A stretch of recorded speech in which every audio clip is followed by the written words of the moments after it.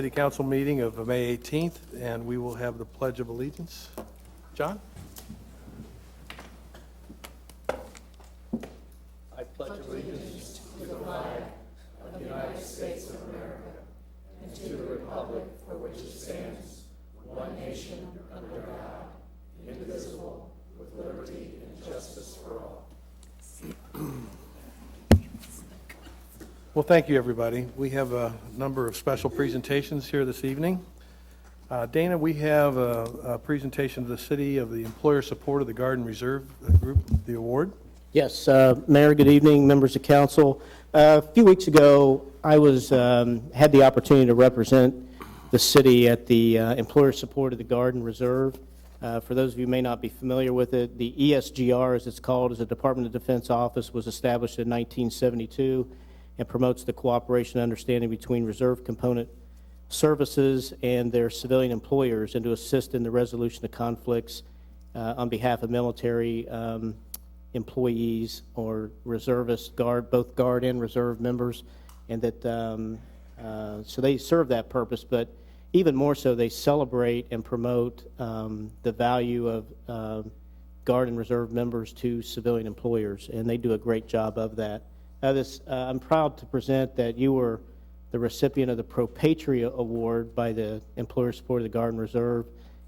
You were nominated by Staff Sergeant Alex Rosansky, who could not be here this evening. He is on active duty with the Guard right now, and I was just real honored to receive that on your behalf. We have with us this evening Staff Sergeant Chapelier, who is in his military uniform, and we have Specialist Clark, who is, speak of the devil, there he is, Sergeant Alex Rosansky. He did make it. He got in the uniform. So I'll ask these gentlemen to come forward representing your Guard and Reserve members who are employees of the city, and to present you with the Pro Patria Award. If you want to come around, they'll present that to you. Just a little bit about their background real quick. Justin Chapelier is a Staff Sergeant in the Ohio Air National Guard. He has 8 years of service so far, and he's stationed at Springfield Air National Guard Base. He's with the 162nd Reconnaissance Squadron as a sensor operator. He was previously in the security forces and deployed to Afghanistan in support of Operation Enduring Freedom in 2011 and 12, and he's a police officer with the city of Dublin. Specialist Clark is in the Ohio Army National Guard. He has 4 years of military service. He serves with Bravo Battery Company, 2nd of the 17th, I think it's 2nd of the 174th Air Defense Artillery, and he's been a police officer with the city of Dublin for 2 years. Currently, Sergeant Alex Rosansky is it's Sergeant Alex Rosansky. Didn't know if he got that other promotion or not yet. Is with the Ohio Army National Guard. He's assigned to Headquarters Company, 1st Battalion, 148th Infantry Regiment in Walbridge, Ohio, and he's currently in his 12th year of service, and he's been with the city of Dublin since 1999. I would also mention that Sergeant Rosansky also served with Lima Company and was a Marine reservist before he really got smart and joined the Army. So, and as you know, and we have others who have served, Sergeant Rodney Barnes, Paul Richmond, others who have retired. We've had as many as 9 reservists on our staff who have retired. You know, I'm a 34-year member of the Army National Guard myself. Maybe I'll retire one of these days. But it was a real honor for me to have the chance to represent the city and receive this award on your behalf. But they're here to present it to you. Good. And you're way too humble. You are a general in the reserve, as I recall. Yes. Good. Gentlemen?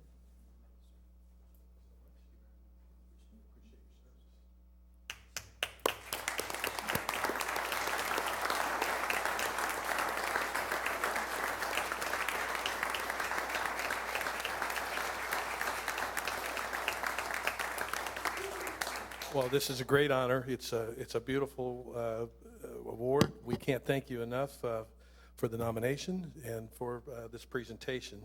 Would one of you like to say a few words? Who's the ranking officer here? Yeah, just on my behalf, I'd like to say thank you to all of you here, particularly the police department, obviously, for your patience with my multiple activations in the 4 years I've been with the department. And definitely this award is much appreciated as a city. I know it's appreciated from our perspective, for those of us who are still in, and we kind of play that dual role, balancing our part here in the city and our part with the country's defense. So we definitely appreciate it.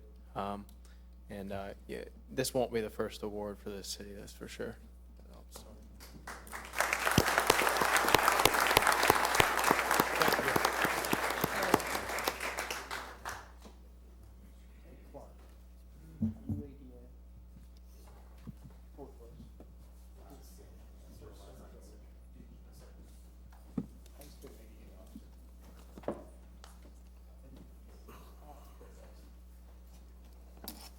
Okay, thank you all.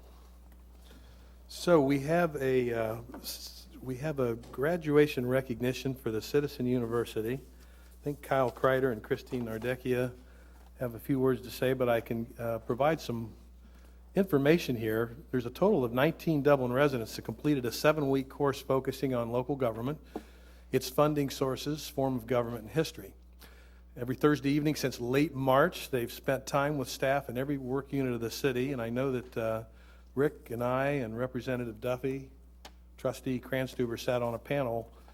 We got quizzed pretty heavily, a lot of Q&A about what was going on and what we were doing, and a lot of good questions about the city and the operations.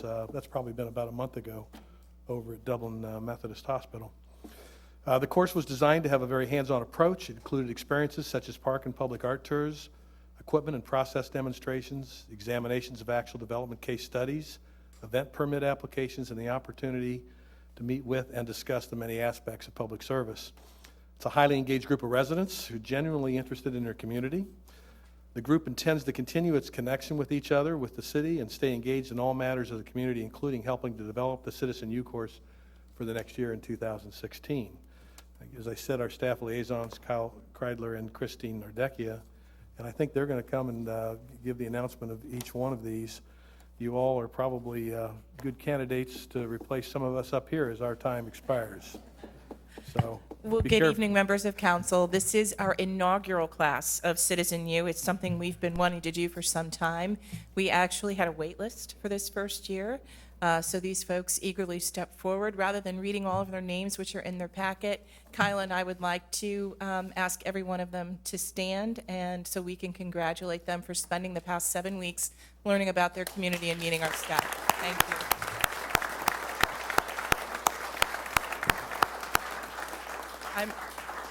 I'm not sure if the group decided if someone would like to say a word or two to council and our city manager.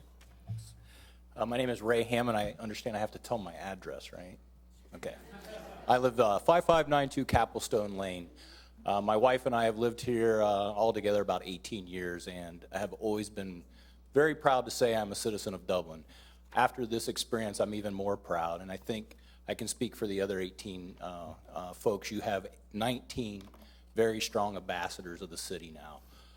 It was so fun to see the inner workings of the city and the enthusiasm and teamwork of the employees. Most impressive was how well put together this inaugural class was. Very well run. Christine and Kyle did an excellent job, and you should be very proud of them.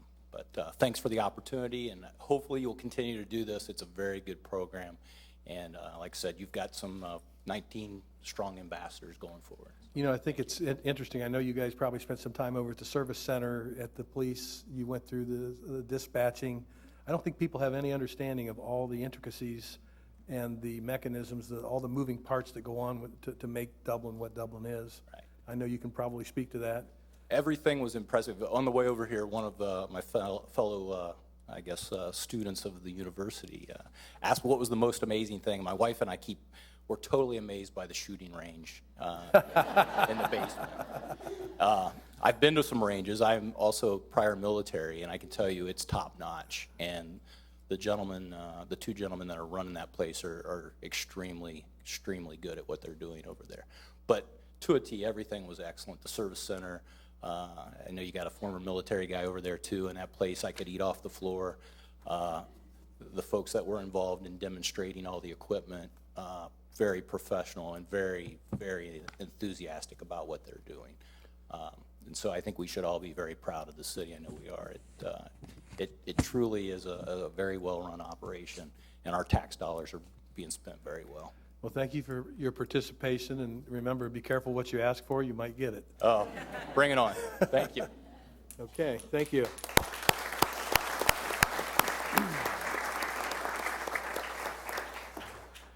Next, we have Motorcycle Safety Awareness Month, May 2015, and Chief Heinze, are you coming forward? I think we have an Officer Jake Williams as well. Is that right? Good. So I have a proclamation here to present.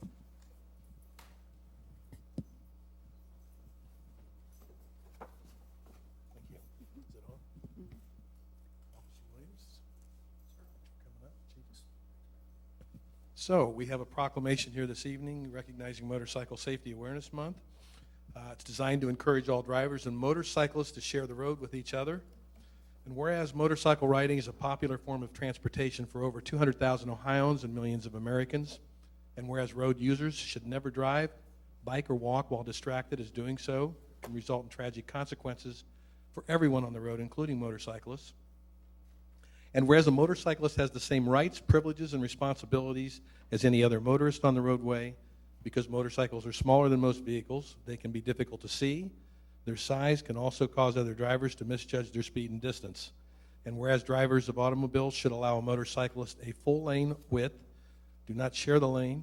A motorcyclist needs room to maneuver safely. Motorcyclists can be easily hidden in a vehicle's blind spot, and it is important for drivers to check mirrors and blind spots before switching to another lane of traffic.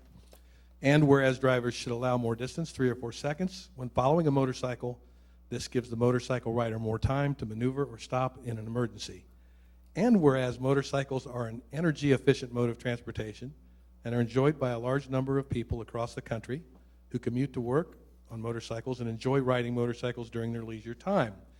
Therefore, I, Michael H. Keenan, Mayor of the City of Dublin, Ohio, on behalf of Dublin City Council, do hereby proclaim May 2015 as Motorcycle Safety Awareness Month in the City of Dublin and encourage all drivers and motorcyclists to share the road to ensure the safety and well-being of our citizens. So I will present this to you, this proclamation. Thank you very much. I have to add that all the time my youngsters were growing up when they started driving, and I continue even they're in the late 20s and beginning in their 30s. So the last thing I always tell them this time of year is keep an eye out for those motorcycles. So you want to say a few words? Absolutely. Just that Officer Williams here is a professional motorcycle rider. He's a full-time motor officer, but as he can attest, riding a motorcycle makes you very vulnerable, and May is just a month to remind everyone to please take extra care to watch out for motorcyclists. Thank you.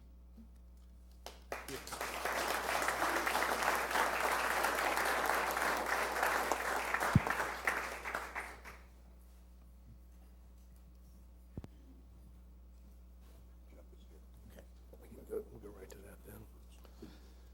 Okay. We also have this evening Jeff Noble, Commander of the Wesley G. Davids American Legion Post. I think he's here to speak to us tonight, and I think Vice Mayor Gerber has a few comments. Want to come forward?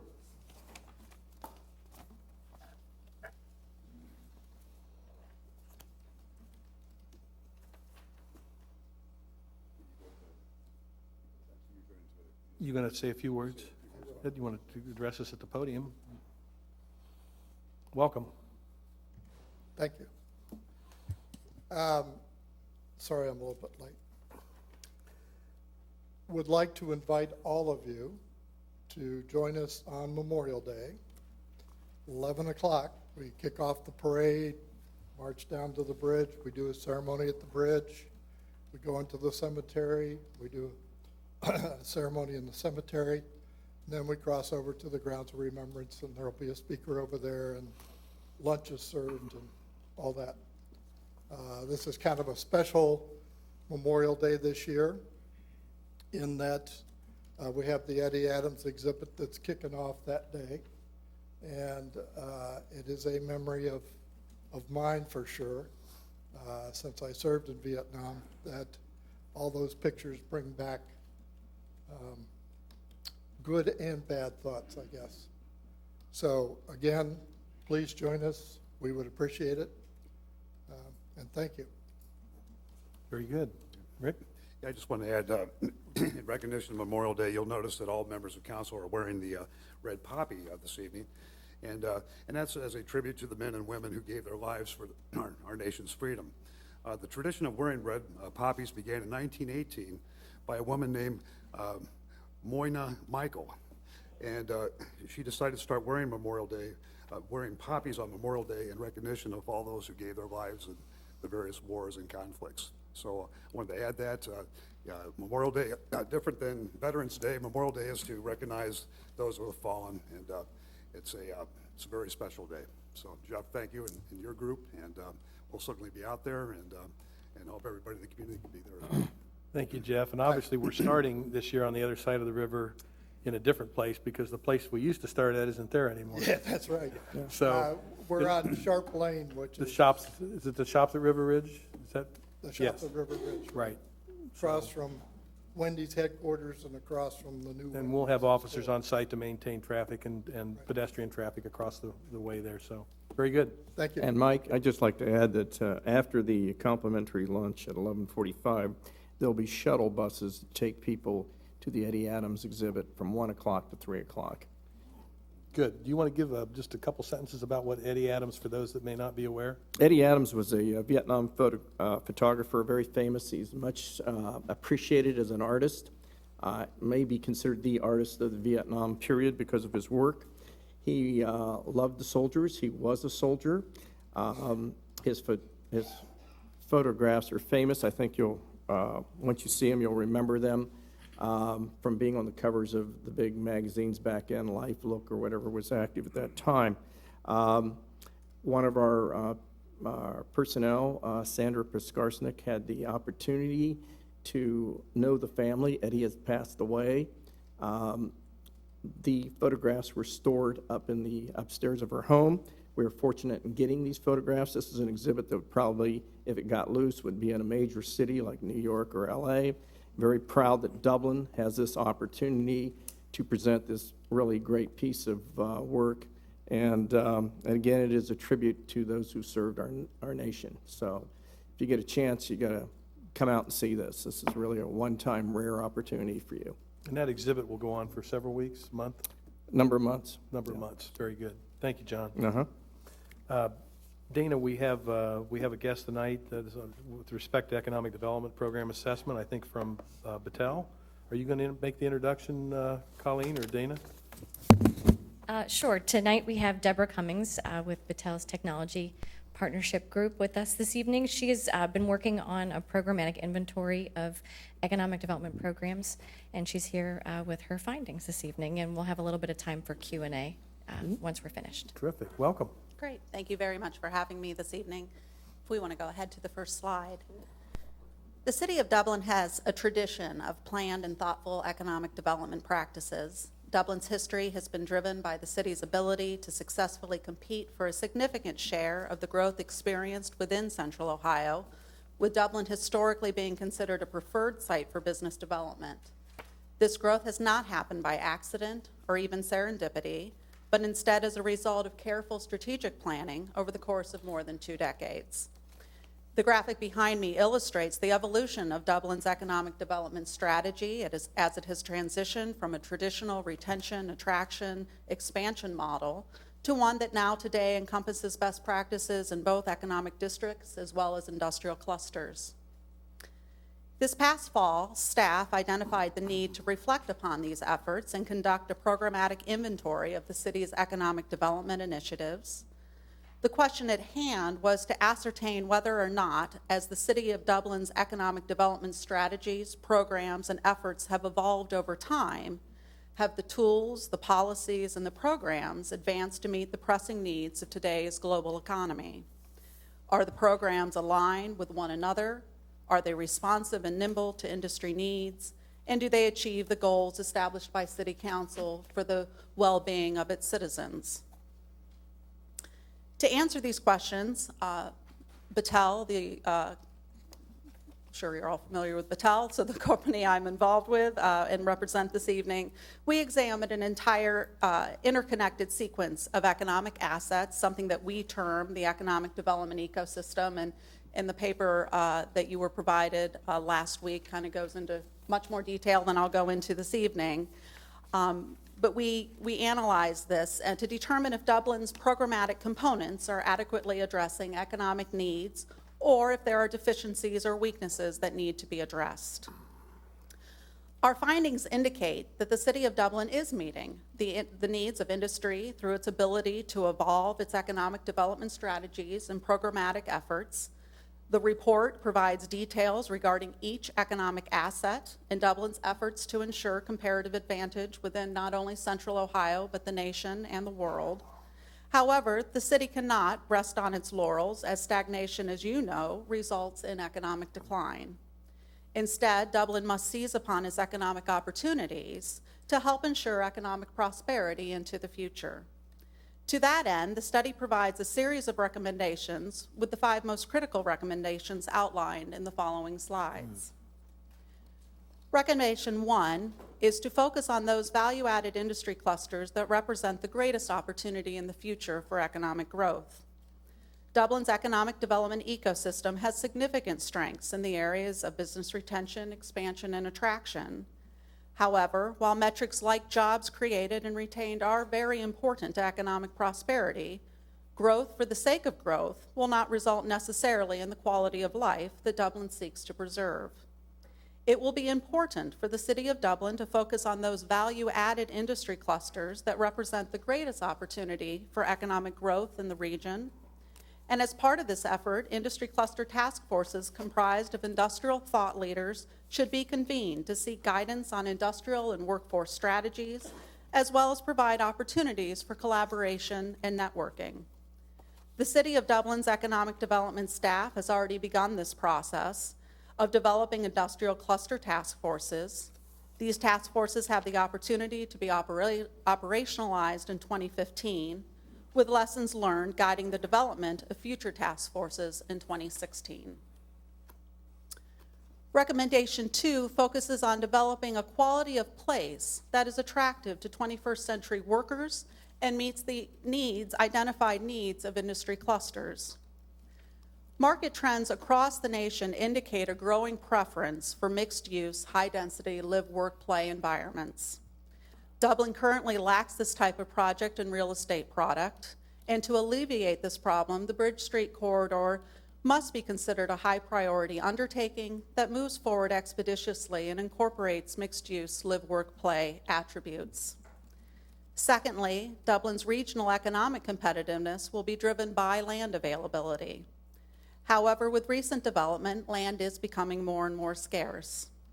More land must be obtained if economic development opportunities are going to be effectively pursued, particularly related to the development of the West Innovation District, including leveraging the potential development associated with Ohio University's recent investments in that area. And finally, even though office growth is slow, aging facilities must be improved, redeveloped where necessary, and adapted for 21st century preferences to ensure the viability of all of Dublin. Recommendation 3 focuses on developing and ensuring a proactive business climate. While Dublin's Economic Development Office is widely well regarded by industry in the region, in order to help ensure competitiveness, Dublin must continually update its codes to ensure consistency and predictability, and continually evaluate and improve zoning and permitting processes at the staff and board levels to ensure they are efficient, timely, transparent, and promote a desire to invest and grow in the city while upholding the standards that the citizens of Dublin have come to expect.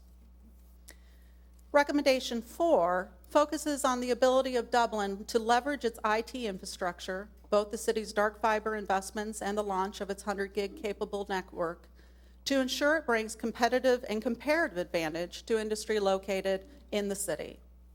Dublin has a unique opportunity to capitalize upon the growing big data investments being made in Central Ohio, and should add expertise in data analytics to the city's economic development team and focus a portion of its industry cluster activities on big data efforts. And finally, in recommendation 5, there is a need to evaluate Dublin's current entrepreneurial programs against national best practices to determine if changes are warranted.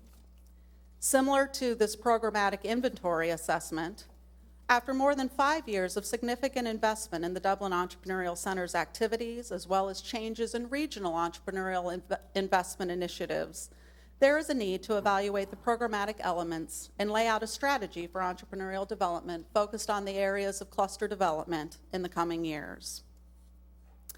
So in conclusion, Dublin's economic future certainly is bright. Through public-private partnerships, Dublin has the opportunity to advance its economy around targeted areas of industrial development while maintaining a very high quality of life. Through cutting-edge economic development programs and initiatives, Dublin will be able to capture economic prosperity for decades to come. I appreciate the opportunity to present before you this evening, and I'd be happy to answer any questions. Very good. We appreciate all those fine recommendations, and you're preaching to the choir, I believe. But Council? Tim? No, I'm good. Okay. I wondered if you could speak to the significance of our effort with respect to the 100 gigabyte project. Certainly. So let me first of all say I am not an IT expert. There are many people who are. I can tell you that from the perspective of the industry that I interviewed, it is seen as a significant asset here in the city of Dublin, but I think that more communication and work needs to be done in understanding what industry's needs are, how they connect to the network and to the dark fiber, and to ensure that it truly is building a comparative advantage for this city. There have been discussions that, as all of you know, technology is moving at a rapid speed, and so ensuring that not only the connectivity, but how industry uses this IT infrastructure will be very important to ensure that the investment maintains its own comparative advantage. Dana, I wonder if you could elaborate on that, and you know a lot more of the technical side, than I understand.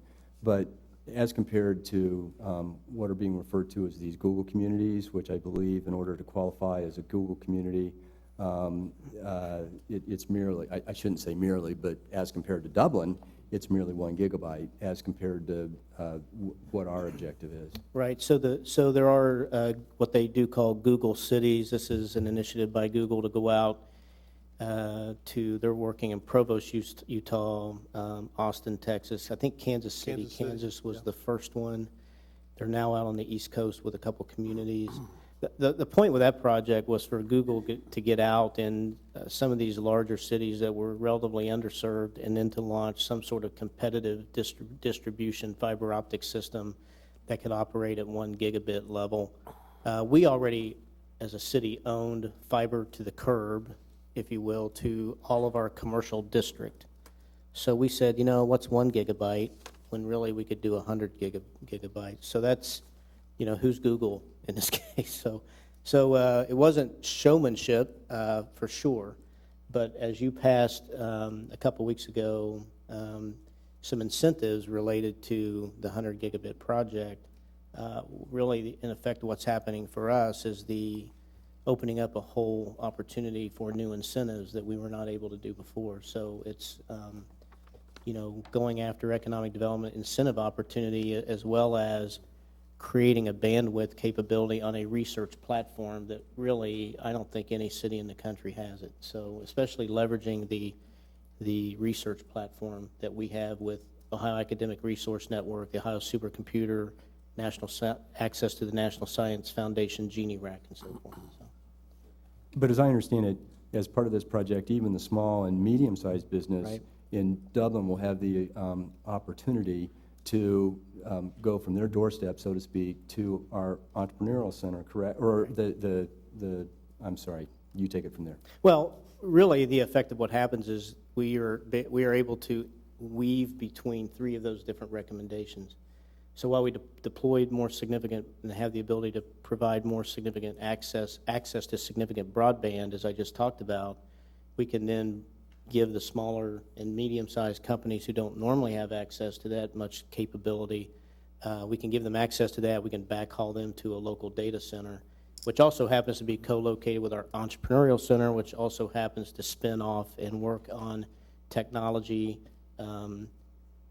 modeling, analytics, prototyping, simulation type companies that we're seeing more and more of those come to Dublin. So you can see how all these recommendations kind of weave together and work together from that perspective.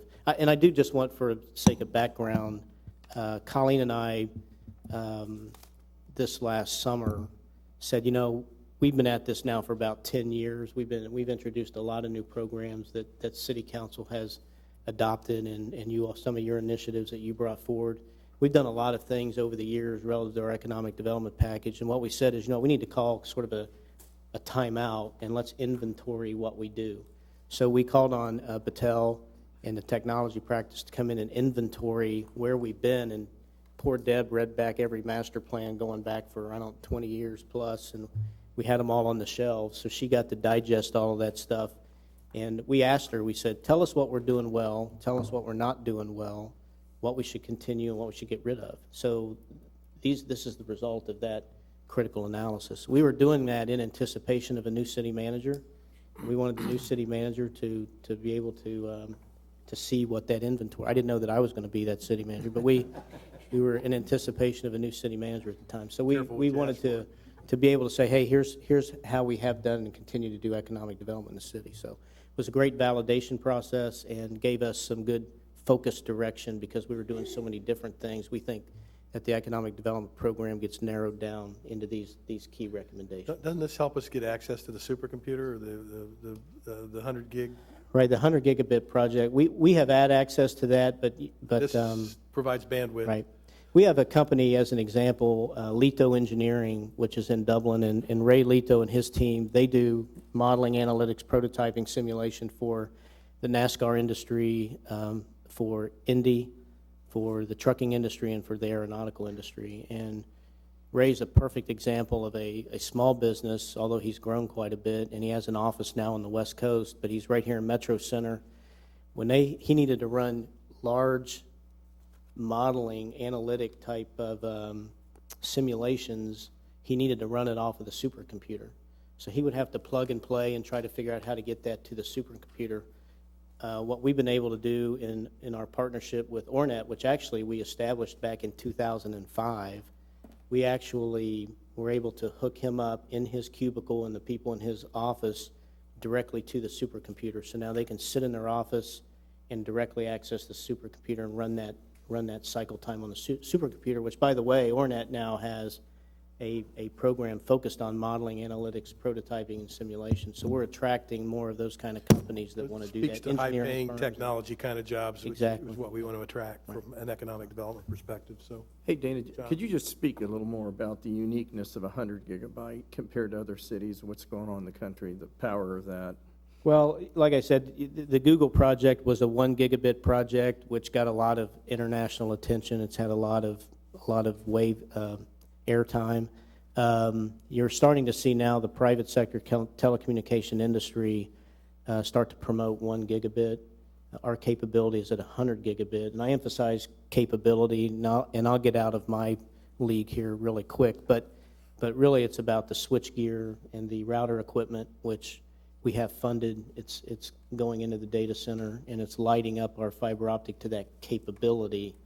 Now, not every company obviously will operate at that level, but we have the capability to reach anywhere up to 100 gigabit capability. So our focus here is to attract and continue to attract those kind of companies that need that massive bandwidth. And, we'll do this, too, in partnership with the telecommunication industry. I want to make sure everyone understands that the telecommunication industry brings their services into the local data center. So these small to medium-sized companies will still use, we're not providing that kind of service, we're not getting in that business, but these small to medium-sized companies can access not only the 100 gigabit capability and speed and bandwidth, but they'll also be able to access choice when it comes to telecommunications, internet protocols, and then you can also store or put their server equipment into a local data center. very good. Any other questions? Marilee? I just wanted to say I thought it was an excellent report, and I appreciate the level of detail, both in your analysis and your recommendations. I had just a couple follow-up questions of some of the recommendations that were in here. One was regarding on page 51, as Deborah had spoken about, the zoning code updates that need to occur in the antiquated systems and redundant permission requirements. Are we in the process of improving in those areas as we continue to hear this as a challenge for our developers? Right. So I don't know. I would ask Deb, not to put you on the spot, but this was not created in a vacuum. This was not Deb sitting down talking to Dana and Colleen, but it was you out interviewing people. So you want to share some of what you were hearing? Sure. So I had the opportunity to speak with numerous industrial leaders from around the city to talk about kind of across the assets, kind of their viewpoints on all of these and what their experiences had been in the city. And for the most part, everyone was extremely complimentary and very proud to be here in Dublin and thought it had been a benefit to their company and certainly to their personal life. This, I will be quite honest, was probably the area that the most people had negative experiences. And I want to be very clear that no one, everyone had wonderful things to say about the Economic Development Office, and this was not personal in any way, but it was just as people, whether it was moving into new facilities and truly that concept, but in many ways it was the expansion of facilities. If they went in to do something, all of a sudden it was just a laborious process, it was a confusing process, and often it was a very time-consuming process with a lot of things that they felt there were just a lot of anecdotes, I guess I'll put it that way, of, again, whether it's fair or not fair, of, geez, all I wanted to do was this, and all of a sudden I had a laundry list of other investments that I wanted to make. And the bottom line, as a city, I think that you have to think about time and time again, what I heard was, it made me think about relocating outside of Dublin. That the cost to do my expansion or the cost to be retained here in the city was becoming beyond what I thought was reasonable. And so I began to say, well, do I want to go to Westerville, or do I want to go to New Albany, or do I want to go somewhere else? Would it be easier just to pick up? And then they obviously, as individuals, had to weigh the cost of, well, do I want to stay in Dublin? And I think luckily for Dublin's part, a lot of people who are here want to stay here, but as the cost of business that you have to factor in, this was certainly a negative. And so simply streamlining the processing, making it much more transparent and very clear of the expectations, I think would go a long way to just easing people's concerns and their experiences. And to answer your question, I really appreciated that candid feedback that we got, and we've been talking about this in the development department for several years now, and have tried various things to approach predictability, transparency, expectation management, that sort of thing, and efficiency, which is why we did some of the processes we did with the West Innovation District, the Tech Flex District, and some of the code that was written in the form-based code for Bridge Street District was to try to get predictability and efficiency down. Frankly, we stumbled and fumbled through that some, particularly as it relates to the Bridge Street District, because it's a new code and it's been tough to get arms around the application of that. I think it's getting better and better all the time, and will as we get more experience, but we continue to look at that code, which is why you also funded a new position in the planning department to do more strategic planning along that way, which I would argue also will translate into efficiency. The other thing is, we had our building permit review, which is an integrated, you actually won't find this in very many other cities, but our permit review process is a cross-functional team that represents all the disciplines. They sit together. You're not going to multiple windows. I attribute that to former development directors who put that in place. That was done with an ISO 9000 rating, you might remember. That's how that process was developed. So Jeff Tyler, our chief building official, has agreed to go back and look through that process, revisiting. It's not really ISO anymore. It probably won't be the way that we'll approach it, but through a Lean or a Six Sigma process, which is a component we're going to add to the office of the city manager with the project manager position that's vacant right now, is to introduce Lean Six Sigma in the city so that we can start nailing down these processes and try to make them a little bit more efficient. Mm-hmm. And then my other question is just something that I've always struggled with trying to understand related to the deck. Mm-hmm. So, I understand the deck is an innovation center, but Is there a limit of how long you're allowed to stay there, and what's the criteria for moving out? And have we had anybody make it big and become the next Google or whatever? We've had some successes, and we've really started looking hard at how long people stay there, particularly when we made the move to the new entrepreneurial center. But Colleen, you want to talk about that a little bit? So now that we've got waiting lists and we've expanded spaces, it's become more apparent that we need to have better controls in place for how long you can stay. So everybody gets a 1-year lease, and when their lease is up for renewal, there's a team of us with our consulting team, the Tech Columbus folks, which aren't Tech Columbus anymore, Rev 1 Ventures is their new name, and then staff. And we sit down and we have to analyze how they're doing based on the mission of the deck. Are they still meeting the mission? Are they growing? Have they added employees? Do they plan to add employees? And really what their 3-year vision plan is. And then we can make those recommendations that it's probably time for you to move on because you're ready for bigger space. Maybe you haven't grown like you thought you were going to, so maybe we need to put you in smaller space at the deck. The ability to ramp up into bigger offices or ramp down into cubicles is there. We actually have worked with several companies who were in large offices, planned to add people but didn't. And we've worked with them to get them into more affordable, smaller spaces, and then they either phase back out into a spare bedroom type of situation where they're working back at home again, or they end up sharing space with another company so that it creates an open spot for new people to come in. But we are starting to evaluate that as every single lease comes due, whether or not they're up for a 1-year renewal. And just for clarity's sake, the city does not fund those leases for those companies. Those are pretty much at market value. We do, as a city, subsidize the lease somewhat in the common spaces. We take out the cost for that, so the training rooms and common areas. So there is a little bit of a reduction in the rate because of that. But what we built into the lease program with the private partner when we moved into the new entrepreneurial centers, that we had the right as the city to come in and monitor those leases that way. But they do a great job of helping to move people around and give them these other situations. Because as we know, when you're doing a startup company, you have your really good times and then you have your really bad times, and it does this a lot. It's up and down, and so we try to work with those companies to try to keep them on that trajectory to make them successful. We've had some successes, which is why we've added on to the deck this last year, and we had the ribbon cutting for that because we could actually start to graduate some companies that are having growth, so that additional space helped us with that, and we've had a couple companies actually exit and stay in Dublin. And since the very beginning, we've had a 3-office maximum. Once a company has reached 3 spaces at the deck, they're very efficient with how many people they can get in those spaces, but we usually say it's about that 7-employee mark is about time that you should be a big boy and be able to go out there and lease your own space and make it work. So we're hopeful that we can transition them into other vacant space in the Metro Center area, and then hopefully through the 100 gigabit project, we're able to connect them back to the facility itself, and it's basically growing the deck outside of those buildings' walls, and hopefully Metro Center someday will be one big deck. Very good. Thank you. Thank you. Anything else? Real quick, would you be able to access this report on the city's website, Dana? We don't have it posted right now, but we'll post it on the economic development page. I think it's a fantastic document. Thank you for doing it.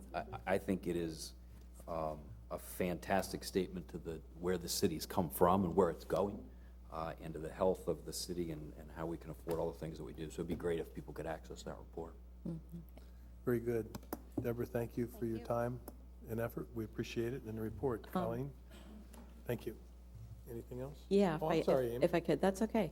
I thought it was interesting in the report, and again, I'd echo everything that everybody said about it being really interesting. One thing that stuck out to me was the human capital aspect of this and what we know in terms of demographics and the fact that we're going to need people and need to attract people to work here in Dublin. And I'm wondering what your thoughts are on partnerships going forward, because it seems like we were talking about high school, having partnerships in our high schools, but then I think those kids all go to college someplace else. We need to go get them and bring them back. And I'm wondering how those educational partnerships with universities and our companies can work in the future, if you have any ideas about that.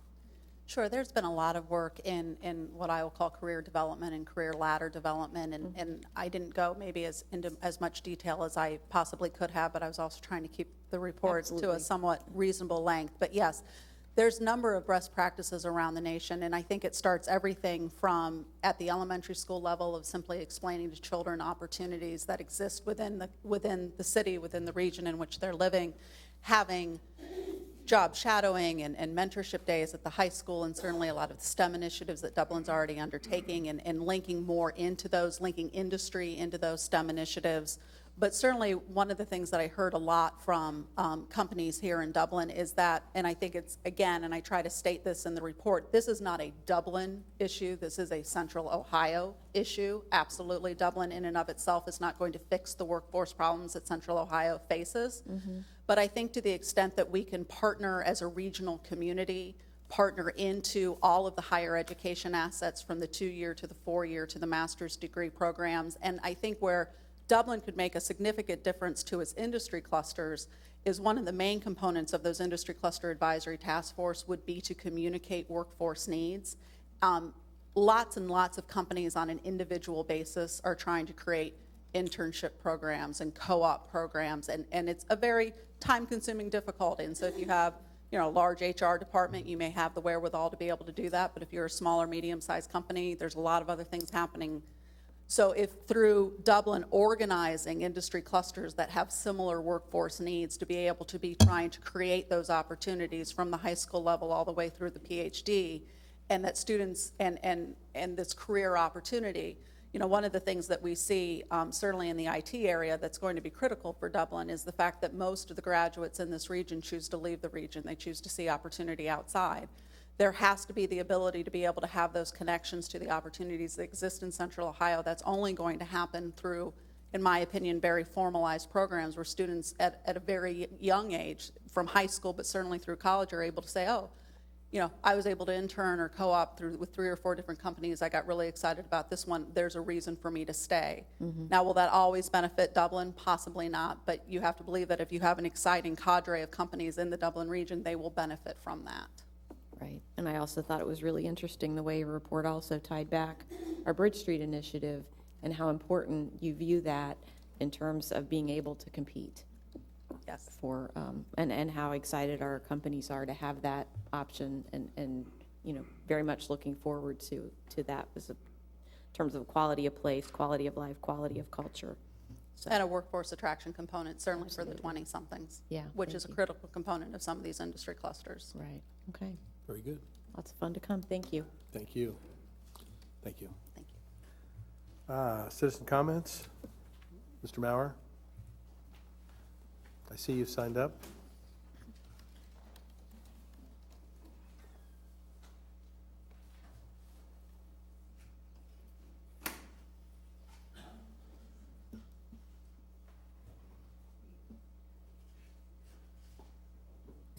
Your Honor, I don't know with what degree of delight you will receive the following information, but I have been thoroughly blocked from going on. A, I've been scooped. B, the subject matter is agenda matter, and that is off limits when you're on citizen comment. So since I've been going on out of order, all I'll say is tune in next council meeting. You know the protocol, Mr. Maurer. Thank you. We have, and I'm not really sure, you'll have to help me here, but it looks like Audra, Mitchell, Morgan, there's different names? Are there like 4 different representatives here? Hardin? Would you all like to come forward and give us your name and address for the record? 1, 2, 3, 4, 5. I'm missing one name. What, each of you just state your name and give your address real quick for the record. The clerk will need that. I'm Audra Harder, and we live on 7448 Earlsford Drive. Mm-hmm. I'm Megan Harder. I'm Nicholas Harder. Oh my. I'm Mitchell Harder. Very good. Welcome all. My parents, Susan and Brett Harder. Good evening, Dublin City Council members. My name is Audra. I'm a freshman at Dublin Kaufman High School and a Dublin City lifeguard, along with my brother, Nick Harder. This is my little brother Mitchell Harder, and he's a 6th grader at Carr Middle School. And this is my big sister Megan, and she is a graduate at Kaufman High School and a current chemistry teacher at Jerome High School. My family has been living at Dublin City for 17 years, and we are here today to request Dublin City Council to make an amendment to the Dublin zoning code to allow backyard chickens in residential areas of Dublin. Good evening, Dublin City Council. For my 12th birthday last August 28th, I asked for chickens because I love animals and I want to be a veterinarian when I grow up. My sister and I went around all of our neighbors to ask if they were okay with it, and they were. After my mom and I found 3 4-day-old chicks, we started building a chicken coop, and we have taken care of them ever since. They don't make any noise except for a little squawk when they are laying, which they just started doing in March. We are now getting 3 eggs a day from them. We didn't know you couldn't have chickens in Dublin until we received a letter from the city telling us to remove them. We're asking you to please make an amendment to allow backyard chickens in Dublin. We started to ask for support from our neighbors by asking them to sign a petition to allow backyard chickens in Dublin, and we have received only positive responses.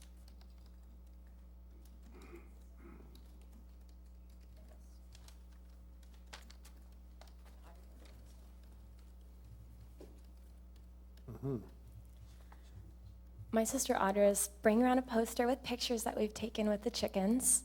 And then Mitchell is also coming around with the signed petition from all of our nearby neighbors who are also in support of this.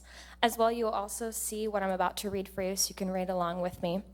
It's an amendment that Franklin County made to a very similar restriction that we have here in Dublin. They made this amendment in 2013.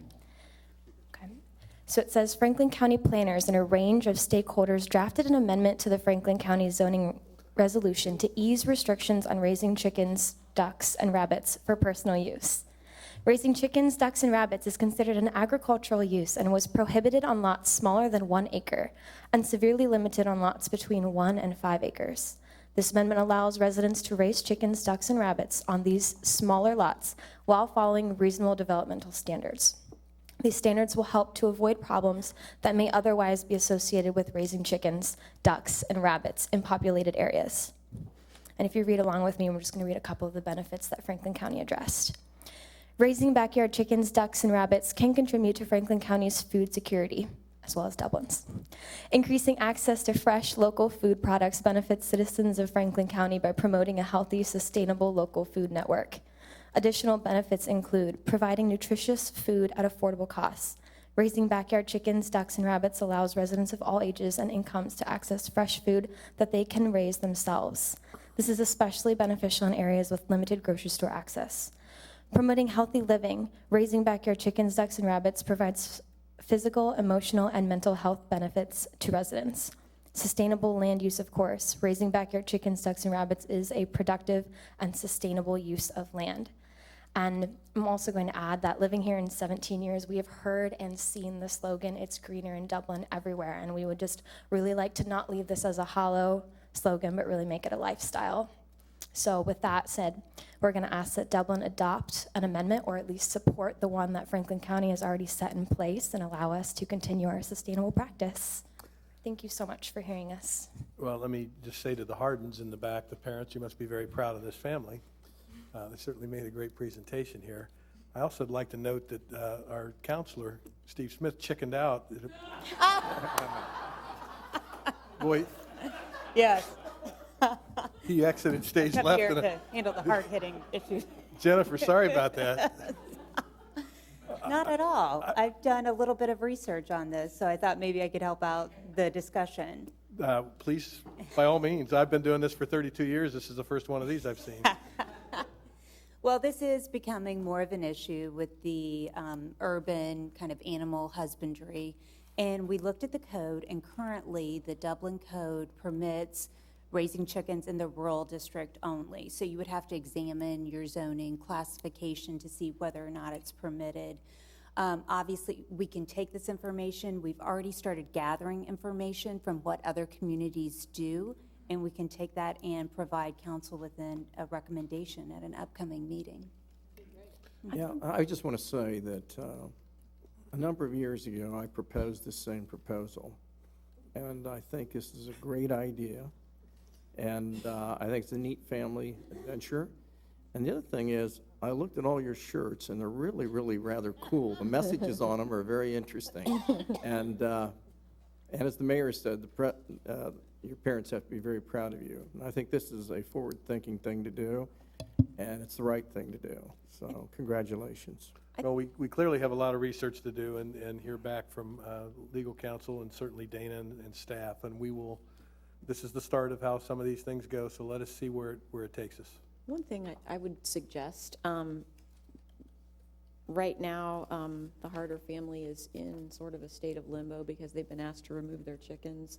And I don't know if we've got other enforcement actions that are outstanding, but I'm curious what happens to these chickens while we're making our decision. That's my first question.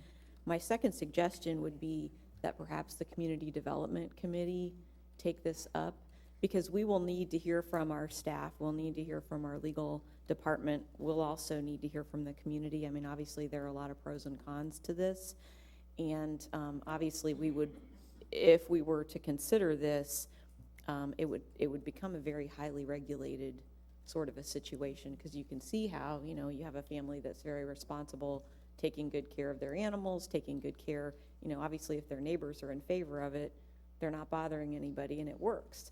But it's not hard to imagine a situation in which, somebody gets chickens for, just on a lark, no pun intended, and decides that, maybe this isn't for them, and they aren't taking proper care of their animals, and it ends up becoming a nuisance. And so I want to make sure that this is something that we fully vet through our process, and I really think I think it's all good points. the development committee meeting would be. So a good staff, do place you to think you do have that. appropriate direction? Yes, I think we do, and we can certainly, with the pending, I'm not certain of how many other code enforcement current situations we may have with regard to this topic, but we can certainly work on it in enforcement. If City Council is considering some type of amendment, we can work out a situation so if there are no impacts, we can, hold that in abeyance while. Yeah, we're in my pursuing view, it. that's not really harmful as long as the neighbors are, okay with it. If there's no nuisance being created by these animals, then. Well, I think that begs the question, though, then the timing of when we're going to be making this decision. We can't right. wait for 90 days to 66 months, it's not fair when we do have codes and they're expected to be enforced at this point. I just want to caution, that there's a flip side to this, and I appreciate the presentation. I, as did all of council, to some degree, but personally dealt with this, some years ago, involving another. It was not chickens, I'll grant you, it was pigeons, but not everybody is enamored of the idea. So, I think it's something that we need to study carefully, because I appreciate your enthusiasm, but, for every supporter, I suspect there may be one or more detractors. Thus, the public input would be. There's it's interesting, and I can't remember when I did support this piece of legislation, but large cities like Cleveland, and I think New York, and other major cities across America have already adopted this kind of legislation, so. Well, we'll hear more from staff then, so that'll be good. Yeah, we'll look into that and All report right. back. Hardens, thank you very much, all of you. Thank you so much for your time. Thank you. Okay. Make sure you let Mr. Smith know that we know. Oh, yeah, there he is. He chickened out, now he's back. Way to go, Steve. That brings us to the consent agenda. Council, any council member have any item they'd like to remove?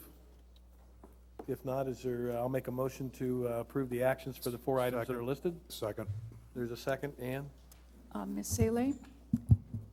Ms. Saleh? Mr. Lechleiter? Yes. Mr. Reiner? Yes. Mayor Keenan? Yes. Mr. Missy Zerker? Mr. Peterson? Vice Mayor Gerber? Yes.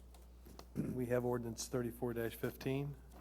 Amending ordinance number 5794 passed June 20, 1994, as amended by ordinance number 6294 passed June 27, 94, and as amended by ordinance 4403 passed April 21st, 2003, to supplement the public improvements to be made to benefit the parcels identified in that ordinance, authorizing make-whole compensation payments to the Dublin City School District and the Tolles Career and Technical Center. Thank you. Ms. Muma? Yes, members of council, as I mentioned to you 2 weeks ago, we are requesting to make a modification to the McKittrick TIF, which was originally established in 1994. It's consistent with modifications that we've done to other TIFs. It permits the eligible infrastructures to include the infrastructure improvements along Riverside Drive, including the intersections of Toller and Riverside Drive, as well as John Shields Parkway and Riverside Drive. Very good. Council questions? Ann? Ms. Janice Zerker? Yes. Mr. Reiner? Yes. Mr. Lecklider? Yes. Mr. Peterson? Vice Mayor Gerber? Yes. Ms. Salee? Yes. Mayor Keenan? Yes. Okay, and that brings us to introduction, first readings. I understand that we want to put together ordinance 35-15 and ordinance 36-15. Yes, rezoning approximately 152.2 acres from R Rural District and R1 Restricted Suburban Residential District to PUD Planned Unit Development District for the potential development of the site with up to 185 single-family lots and approximately 76 acres of open space on the side of Avery Road, north of the intersection with Belvedere Green Boulevard. And 3615 is authorizing the city manager to enter into an infrastructure agreement with Davidson Phillips for the Riviera development. Very good. Introductions? Thank you. And I understand we have a staff report from Claudia Husak and Tina Waskowitz. Yeah, Mr. Mayor, before we do that, can I just, I've been directed by the law director that I need to recuse myself from participating in voting on these two ordinances because I've had colleagues who have worked with the American Italian Association, and it would certainly create, if not a conflict of interest, certainly the appearance of that. Very good. So we'll excuse you, and we'll come back and find you later. Okay. All right. Good evening, members of council. I am here tonight with the two ordinances, 3515, which is the rezoning for Riviera, and ordinance 3615, which is the accompanying infrastructure agreement. And with me, as you mentioned, I have Tina Waskowitz from the engineering department, as well as Paul Hammersmith, who will be addressing the infrastructure agreement toward the end of the presentation.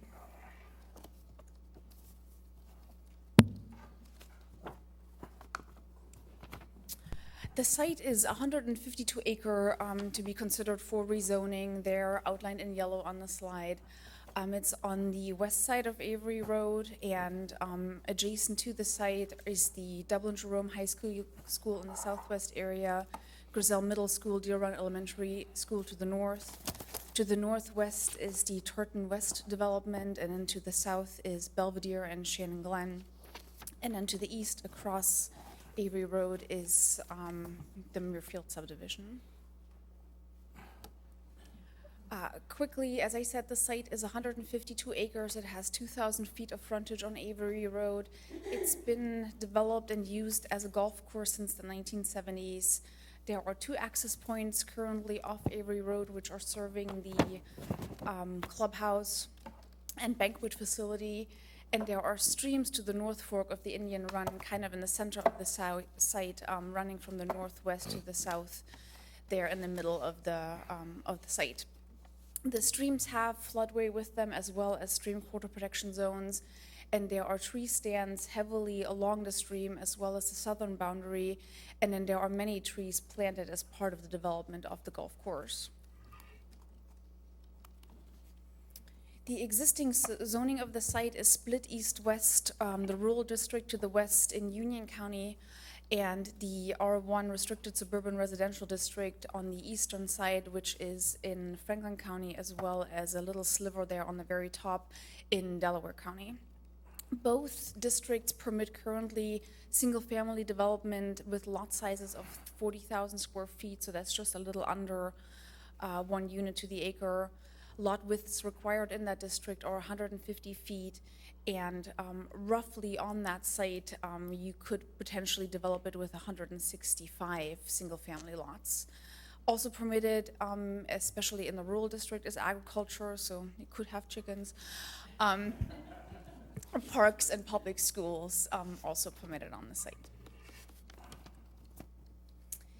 Here is a view of the community plan. The site is outlined in black there. It's shown as parks and open space, which is a category that was retained for the development of the golf course during the update in 2007. There were some discussions at that time of showing the site with potential of residential development, and adjacent residential development that was developed during that time included street stubs, street connections that could potentially serve the site. So there's 2 in Belvedere and 1 in Taunton West.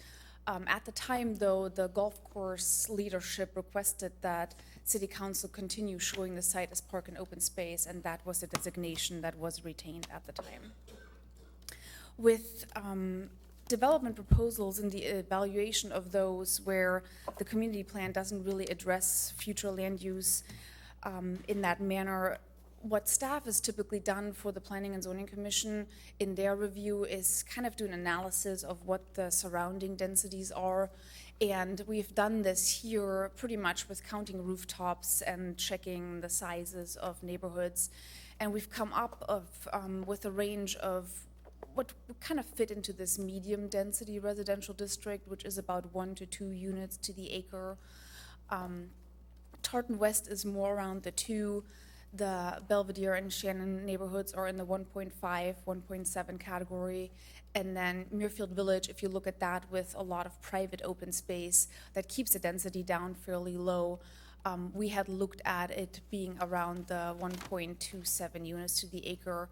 The applicant had done a little bit more of a detailed analysis, and their number was 1.4, which is most likely more accurate than what we did in terms of our counting. But with that being said, the Planning and Zoning Commission really looks typically at development then that comes in around that number or a little lower.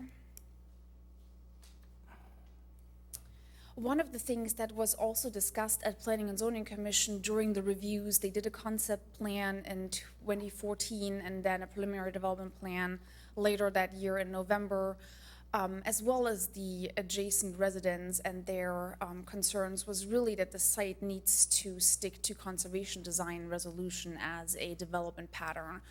So there were a lot of changes made between what originally was proposed to the Planning and Zoning Commission to what is in front of you tonight.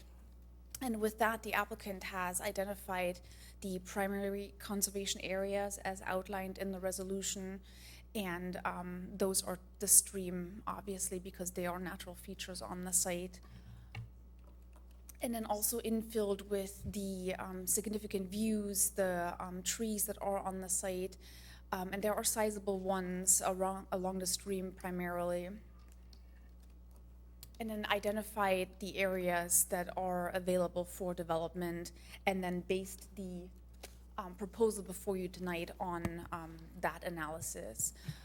What this proposal does is meet the resolution principles in terms of the provision of open space, which there is a principle of striving for 50% open space, which this plan adheres to.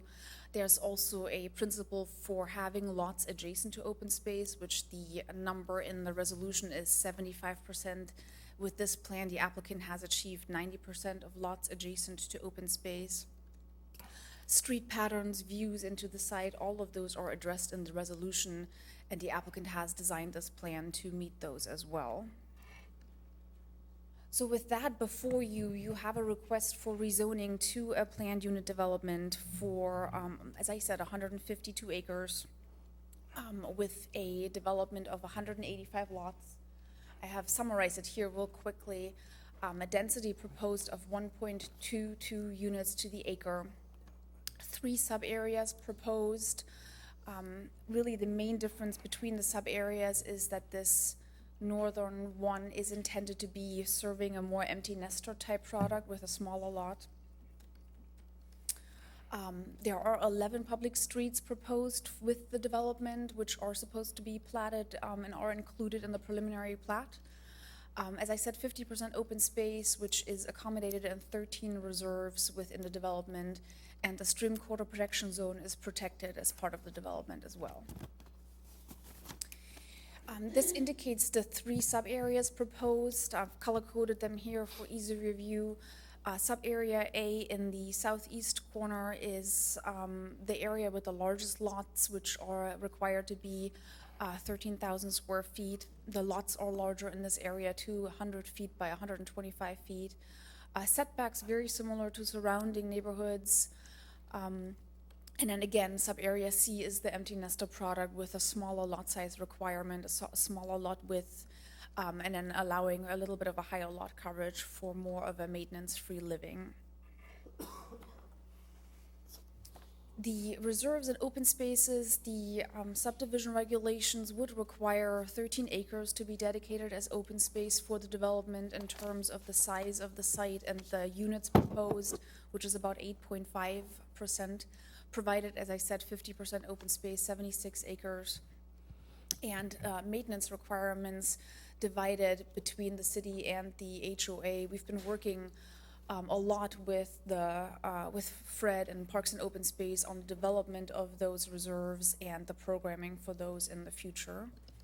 Claudia, while you're here, the areas highlighted in green, I'm assuming, would be city-owned and city-maintained? Correct. Oh, actually all of them, I have a little table, actually all of them are city-owned, so there is no difference between the ownership. But there is a difference in the maintenance. So yes, Ms. Haley, as you said, all the ones I have colored in green here are to be maintained by the city as well. So those are the larger ones, the more community-wide ones, Right. and the ones that are more entry feature-ish or more to the rear of lots, except for the one with the pond, stormwater management pond. Those would be maintained by the HOA. Thank you. Over 20 acres that the HOA is responsible for. Correct. Maybe this is appropriate time to ask the question.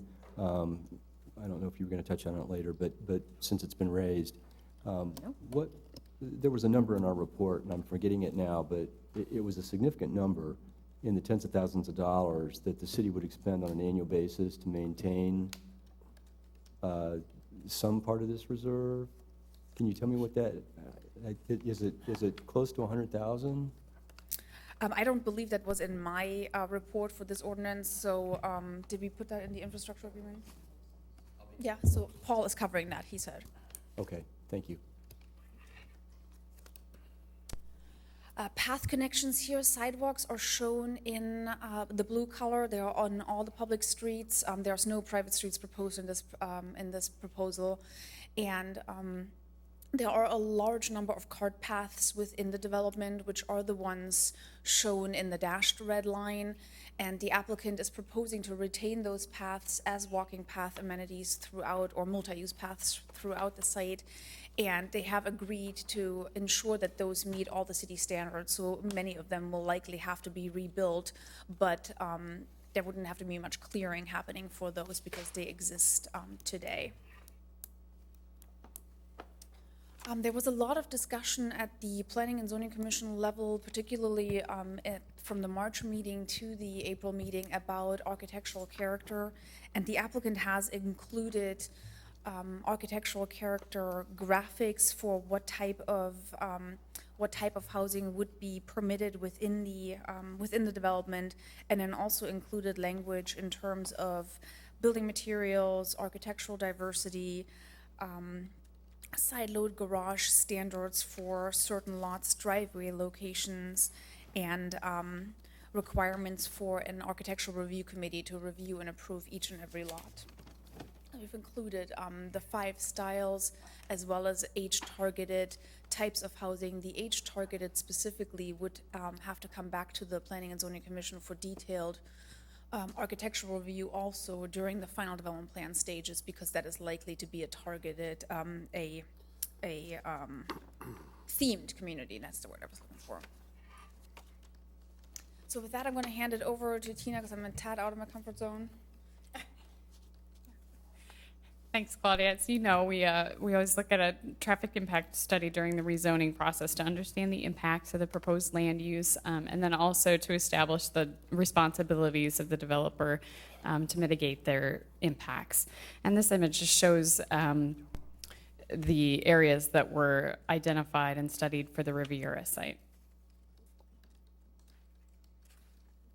And these are the proposed number of trips that will be coming in with the site that's on up for review tonight. 185 units would generate typically about 10 trips per day, or around 1,800 trips total for this site. And then in the PM peak hour, we'd expect to see about 183.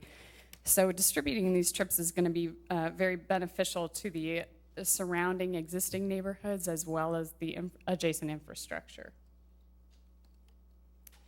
So one of the important things from the transportation side is to provide an additional connection for the site directly out to Highland Croy Road. And you can see from this graphic that it really benefits the adjacent neighborhoods as well as the surrounding streets. So particularly if you look at the sort of the north end of this graphic, you can see the connection there with Forenza Place in Tartan West.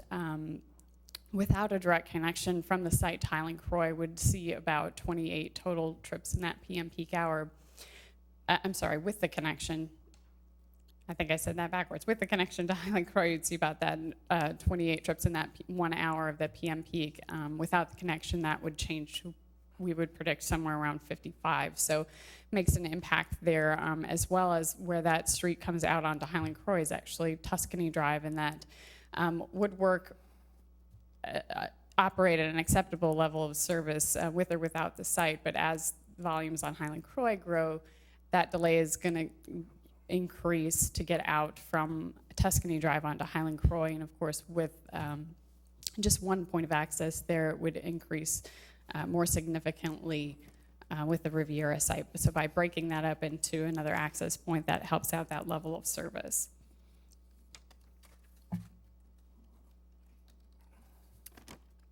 And the way, I think I skipped over something here, the way that that connection is planned out for the city, the way we have it before you tonight is through a public infrastructure agreement, and Paul's going to get into the details of that a little bit more. But it would be phased in the infrastructure agreement to have that connection happen before having that programmed before the street connects to Tartan West, so that we can balance those trips out a little better.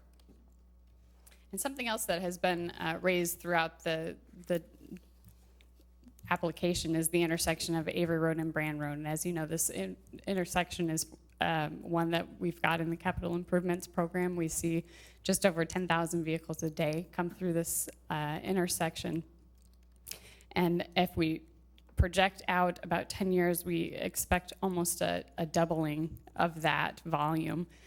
So adding the site trips, the way they're distributed in this study, it would increase the traffic at this intersection about 3%. So that, again, in turn is going to roll over into that infrastructure agreement as a contribution from the developer.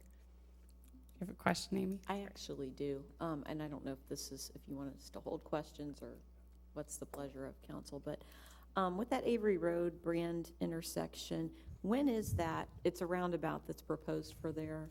Is that correct, for that improvement? It's in preliminary engineering right now, and it's not programmed as final design and construction in the current capital improvements program that's already adopted. But right. I think Paul's going to get into some more details, and as we go into the CIP season, you'll see some recommendations from staff on how that can get programmed for final design and construction in the next couple of years. Okay, something new that I had not heard that just made me sit up and take notice. You said that the traffic volume at that intersection will double in about 10 years. So yeah, we would anticipate that, you know, with background traffic volumes, developments to the north and the west, we do see some significant growth in this corridor. And I'm assuming that the improvement that we're considering is one that will handle that growth. Absolutely. Absolutely. Yeah, when we look at the capital improvement projects, we're typically looking at an even longer horizon, like more like a 20-year endeavor versus the development scale of about a 10-year horizon. Gotcha. Thank you. Thanks. Oh, so I'm sorry, I think this was the one I had in my head as coming first. So the other improvement that I hadn't touched on yet is also to enhance pedestrian connectivity. We know this is something that's important to our residents, and we want to be able to get folks across Avery Road safely. So we're proposing the developer install a crosswalk at the intersection of Memorial Drive, actually south of their proposed entrance, but at the established intersection point there so folks can get back and forth. And we would anticipate a heightened awareness system there, so like the flashing warning signs that you see around town.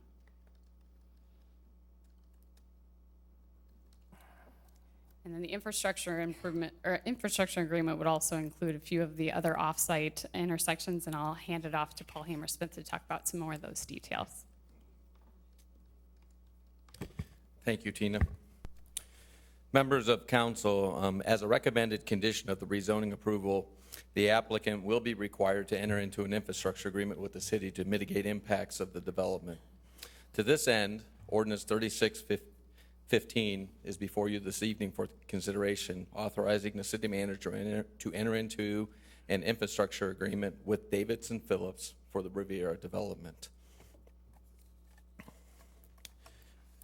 This agreement relates to the construction of certain improvements, transportation improvements to the surrounding roadway network to mitigate the impact of the additional traffic generated by the development, and certain sanitary sewer improvements to the downstream sanitary sewer trunk to mitigate the impact of the additional sewage flow generated by this development and some existing deficiencies. As Ms. Waskowitz covered, there was a traffic impact study performed as part of this rezoning. She covered several of the improvements already. A few of the associated improvements are the Avery Road improvements, which would be left turn lane improvements on Avery Road required as part of the first phase of the development, and those would be at the sole expense of the applicant. Along with those turn lane improvements, we would propose also an Avery Road pedestrian crossing. In terms of implementing that improvement, the applicant would be responsible to install necessary sidewalks, curb ramps, crosswalk markings, and pole foundations, while the city would be responsible for installing pedestrian crossing warning system, similar to others that we have throughout the city. And then lastly, in terms of the Highland Croy roadway connection, the applicant will dedicate the right-of-way necessary to construct the roadway on property that they control. The city will be responsible for the remaining right-of-way costs associated with the roadway connection off-site of this particular development. These improvements will be programmed prior to the final plat being approved for the phase of Riviera that would connect to the existing Forenza Place to the north, which is an existing street within Tartan West subdivision. As related to the exhibit before you on the screen at the present moment, there are other off-site improvements as related to several different intersections. Those intersections being as identified, the Avery and Brand roundabout.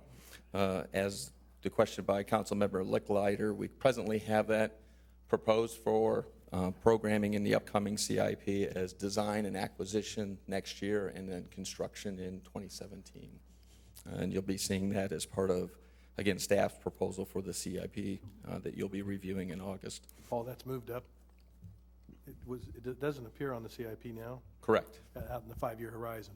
That's so correct. You're proposing adding that to the CIP? Yes, early. we are. Okay.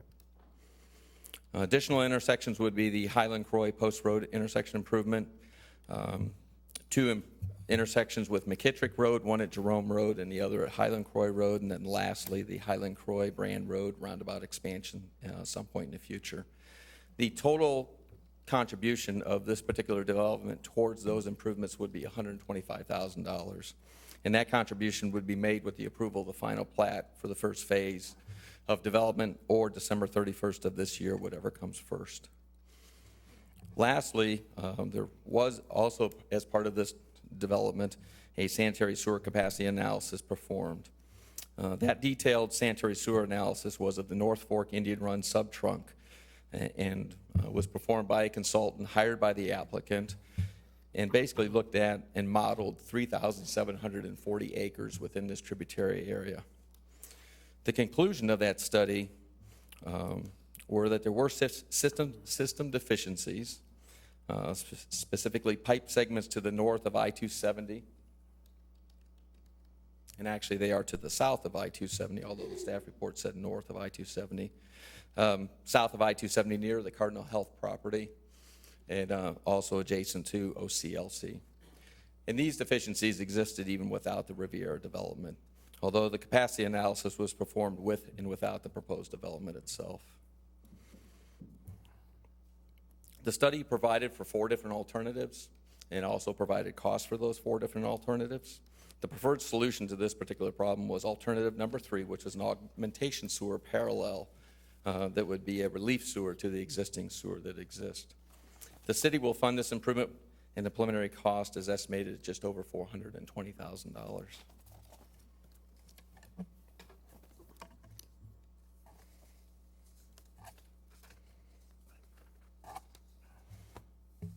Sorry, I'm one sheet to go here.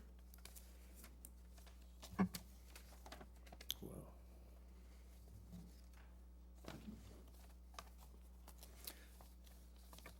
to find this on the open space. You have to excuse me for a moment.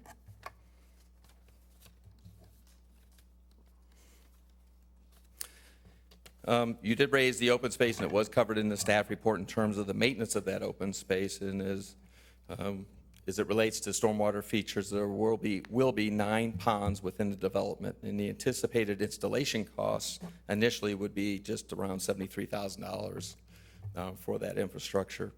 The annual operating maintenance cost is estimated presently at just over $27,000 per year, and again, that's just for the ponds. As it relates to turf maintenance, there are just over 56 acres, or around 56 acres of open space that the city will be responsible to maintain with the proposed development. The anticipated cost to mow and apply fertilizer to these areas, along with maintaining the naturalized / prairie areas, is around $188,000 per year.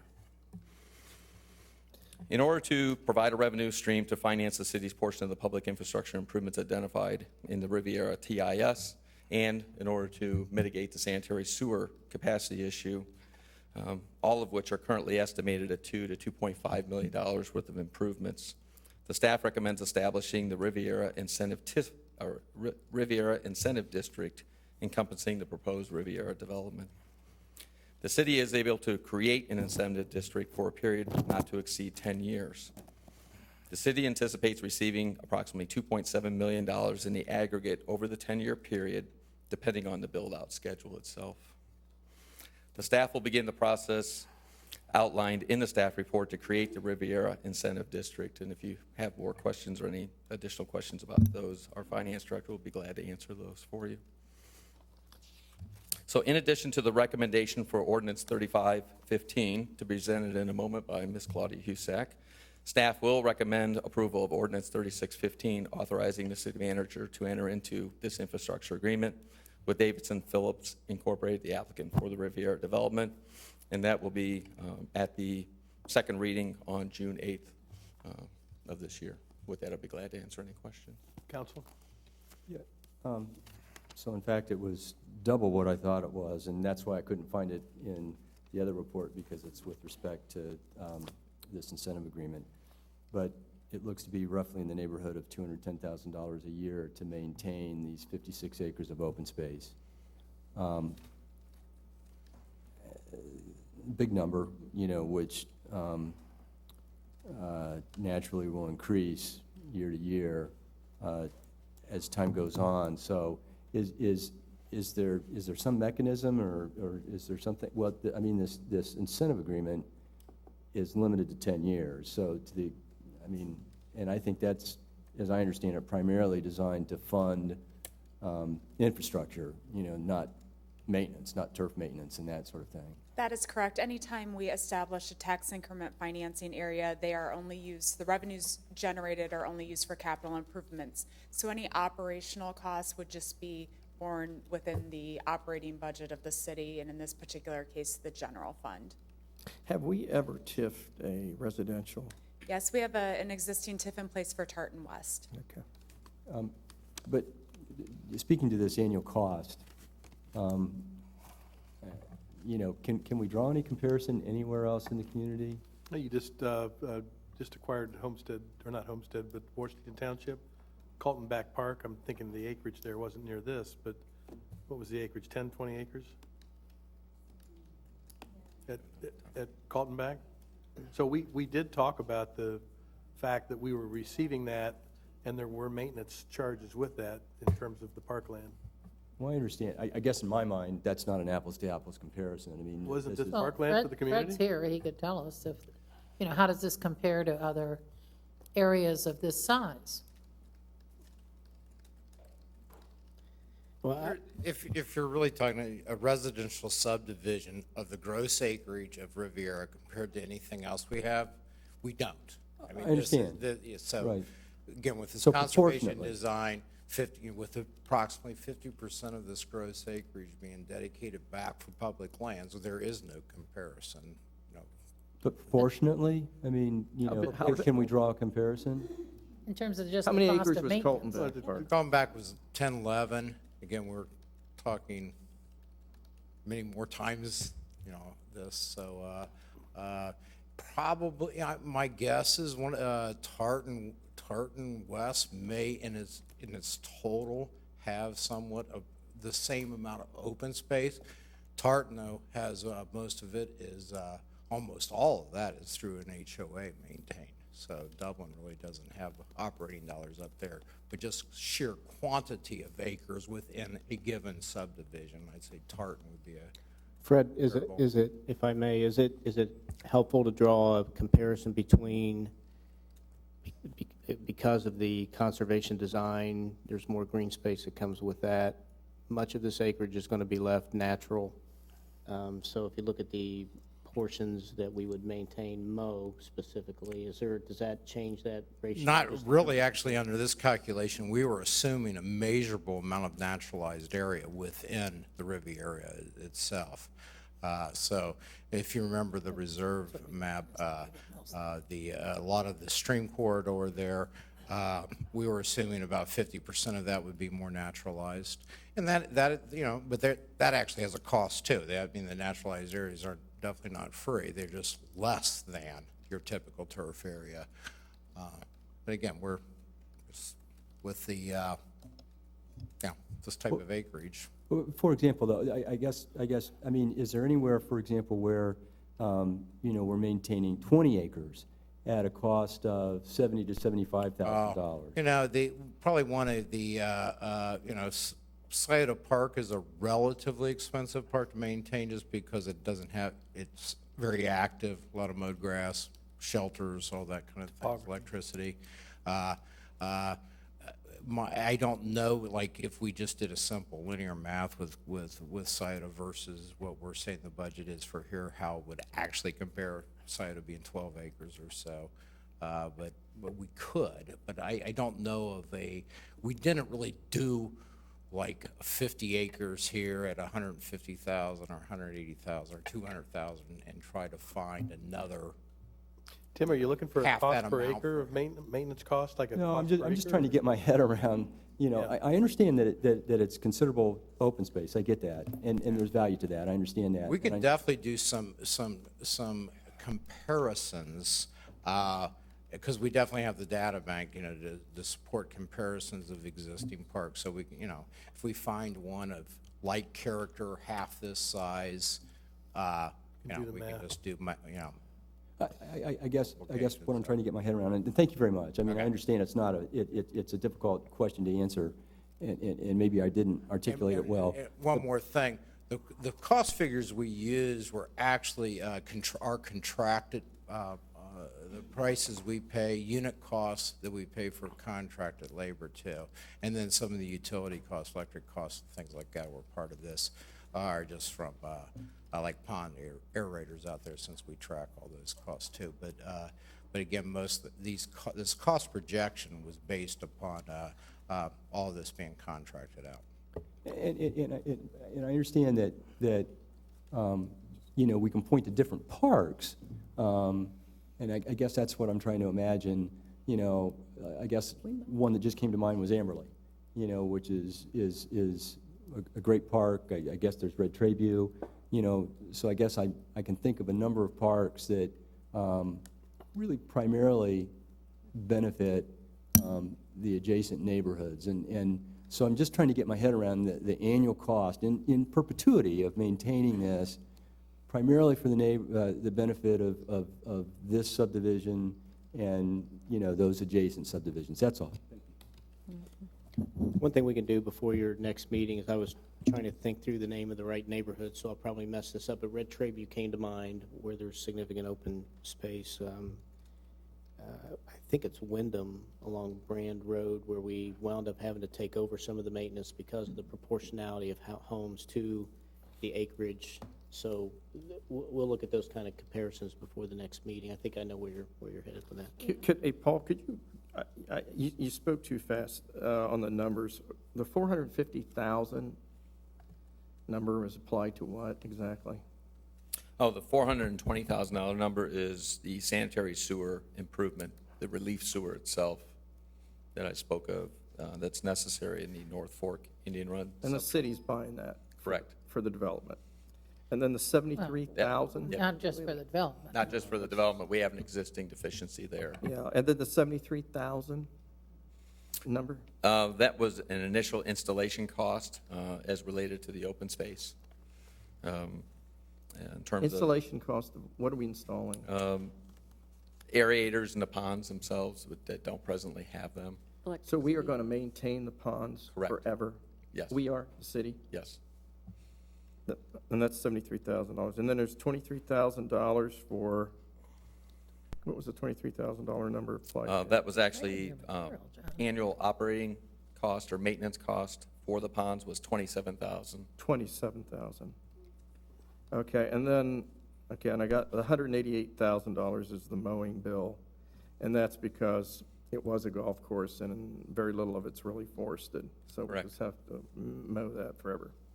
Okay. I'm curious about the 20 acres that the HOA is going to be required to maintain. And I don't expect an answer tonight necessarily, but I'm curious,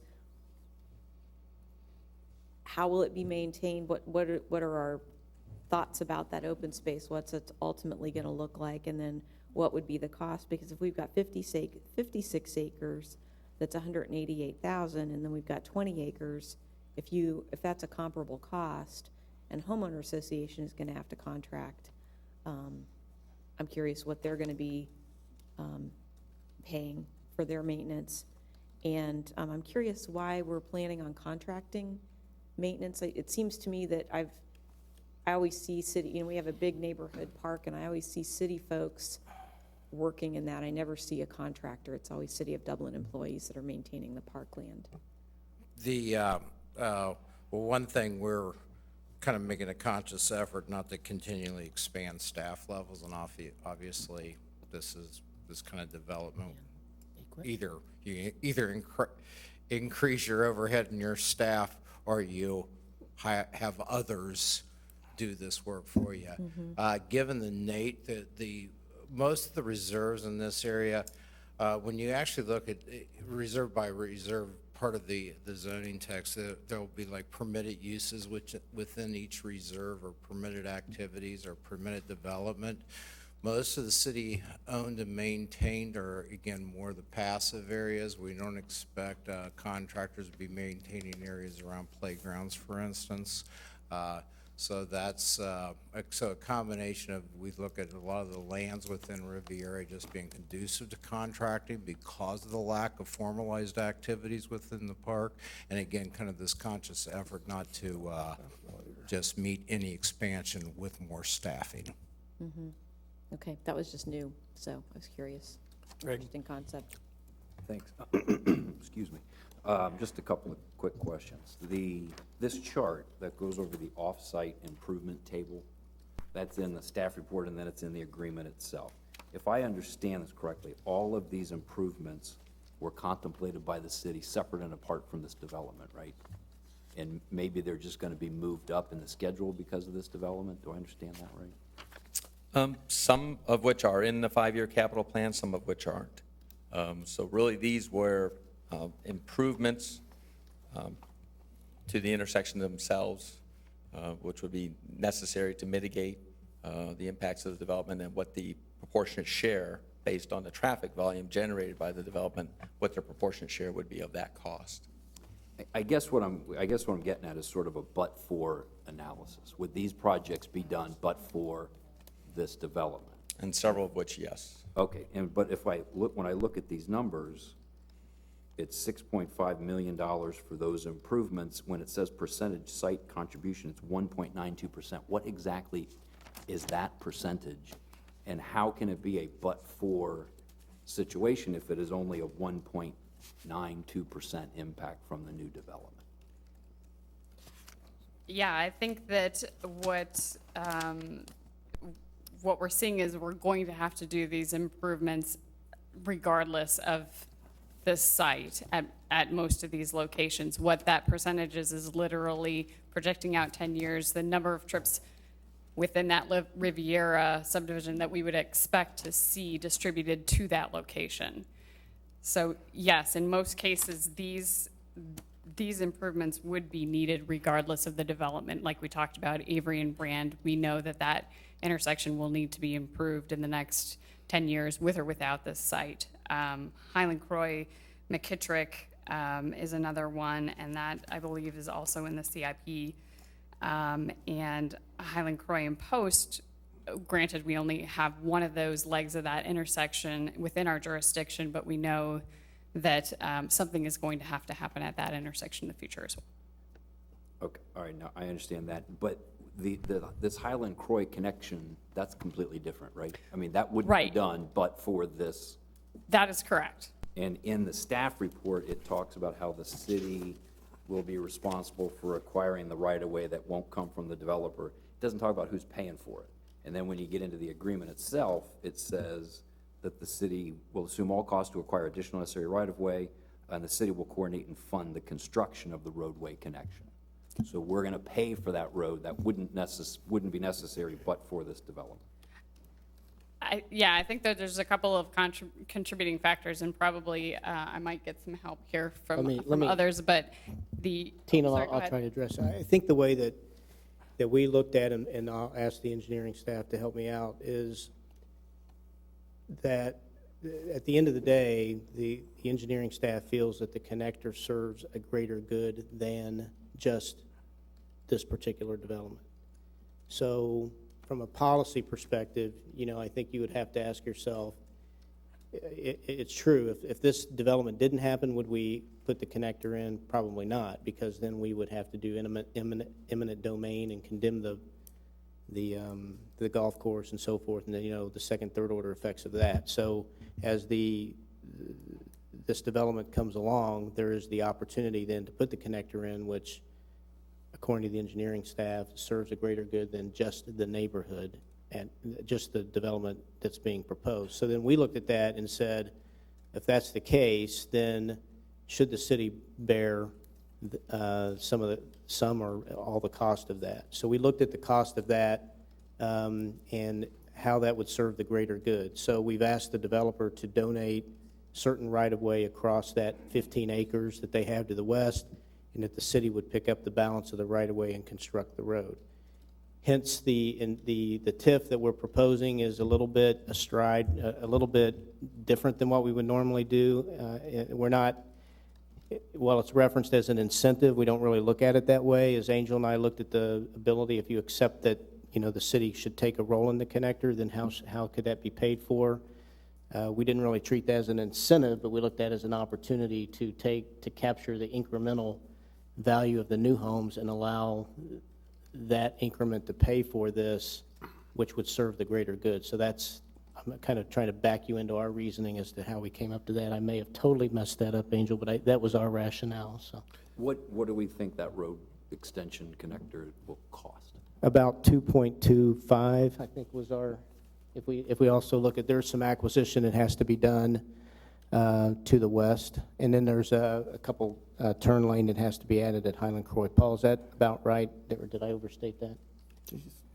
Yeah, I think that's, I think the connector itself was in the vicinity of $800,000 itself without, that was just a construction cost. That's just construction without Engineering and acquisition. engineering and acquisition, and we don't know where acquisition will take us. Correct. Doesn't that benefit the schools as well? I think the other rationale that I didn't mention is it could have a benefit to the schools. It could provide another access there to the existing facility. Now, I don't want to get into whether or not that 15 acres will become a school site. If it could, should, maybe in the future, it could certainly serve that, but there's been no indication from the schools that they would actually act on that. Emergency vehicles. Yes, it does. I did talk to Sarah. She's here, but I want to speak for them. But we see it as a opportunity for public safety. I think the Township Fire Department agreed that would have that effect as well. And then just one final question. With respect to the roadway improvements and the sewer trunk upgrade that you talked about, in the staff report, it says that that is not necessarily a direct result of the development. But in the legislation itself, it says to mitigate the impact of additional traffic generated by the development and certain sanitary sewer improvements to the downstream trunk sewer to mitigate the impact of the additional sewer flow generated by the development. And it just seemed inconsistent with me, and I didn't. Yeah, and that should be clarified because it really is to also, and primarily to address an existing system deficiency that's going to be aggravated by this development. And the study of that sewer was also in our CIP. What was the time frame on that originally? Another 2 years or 3 years out to look at? Yeah, it was originally in, and then it was removed. But we actually looked at it initially with the Tartan West development, and then also the Tartan Ridge development several years ago. It just seemed inconsistent what I was reading in the report, and then in the legislation, it's almost exclusive in the legislation. In the report, it kind of makes it a little fuzzier. Yeah, it should probably be, those should be more consistent. I think that's all I have. Thank you. Okay. That should probably be corrected before we actually vote next time, so that we do have consistent language. Yes, for sure. When will that connection to Highland Croy be actually completed? What we suggest in the staff report is that it would be, have to be done as part of section 3.2. That we don't want the connection to Farenza, which you can see up in Tartan West. We don't want that to occur without this connection out to Highland Croy. So it would have to be done as part of or before section 3.2. And what is the expectation in terms of sections? How are they going to come online? I think our expectation is that they would be in order to what's on the screen. So 1, 2, 3. As the number suggests, okay. Correct, and 4. So you'd bring that to the CIP then? And that'd be an additional item? We would incorporate it into the capital programming. Okay. And also there were landmark trees, right? There were some trees that were of concern in the I'm going to let both the Claudia talk about neighborhood. trees. Yeah. I'm sorry, somebody else needs to talk about trees. But I know that the neighbors had brought up the issues about trees, and the many were being preserved, obviously, but there were 2 or 3 that were of significance that. There were a few that, well, not a few, there were a lot that the Planning and Zoning Commission, during one of their reviews, highlighted on the plans, and there was discussion at that time about the trees that were on the site prior to development of the golf course, because a lot of the trees existing today were planted as part of the course. So the applicant did identify the 2 largest ones on the site, and off the top of my head, I can't recall their sizes. I'm sure that the applicant can, and those are incorporated in open spaces, so those are being preserved. There were a couple others that, let me find a different plan, that were, we had, staff had requested the applicant open up this view here from this Highland Croy connecting street, and there were a couple of lots moved, 3 of them in this general area to over here. And one of the lots has a maple on there that is of significant size.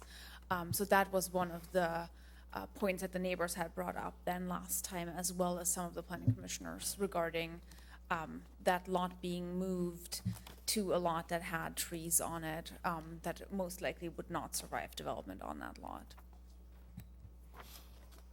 Do you feel that was taken care of? No.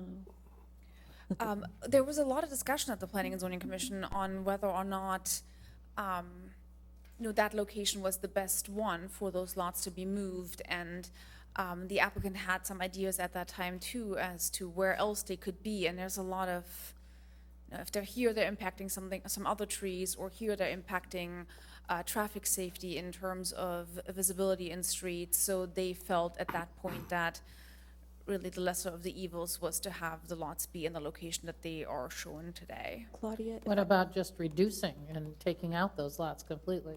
Yeah, that was discussed. Claudia, if I could, you had suggested in your staff report that there were lots that you said that you wanted removed, and the Planning Commission did not agree ultimately. What were those lots? Let me show you kind of I think I have two. I have the previous, so this is the current plan. And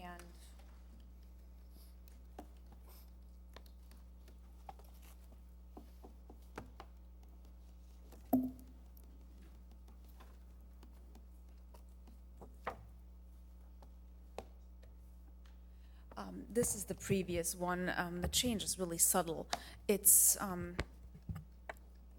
shown here, 135, 136, and 185 are the ones that were moved. And you asked, no, there were 3 lots that you had asked that they be removed.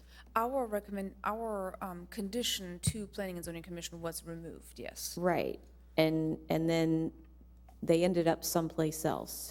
And I thought that the last time the Planning Commission saw it, staff was still recommending removal of those lots, and Planning Commission left them in. Not exactly. We did, at the March meeting, request them to be removed. The applicant requested that the Planning Commission take a look at alternate location for them.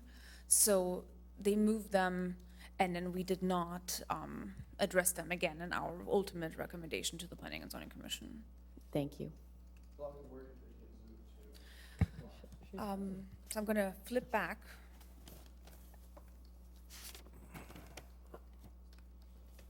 Forty and 39 basically moved to the west, or I'm sorry, to the east, and that's where those trees get consumed. It is the new 41, the new 40, and then 69. So these are the 40 and 41 is the lots where the extraordinarily large trees are located, right? It's one of them. Okay.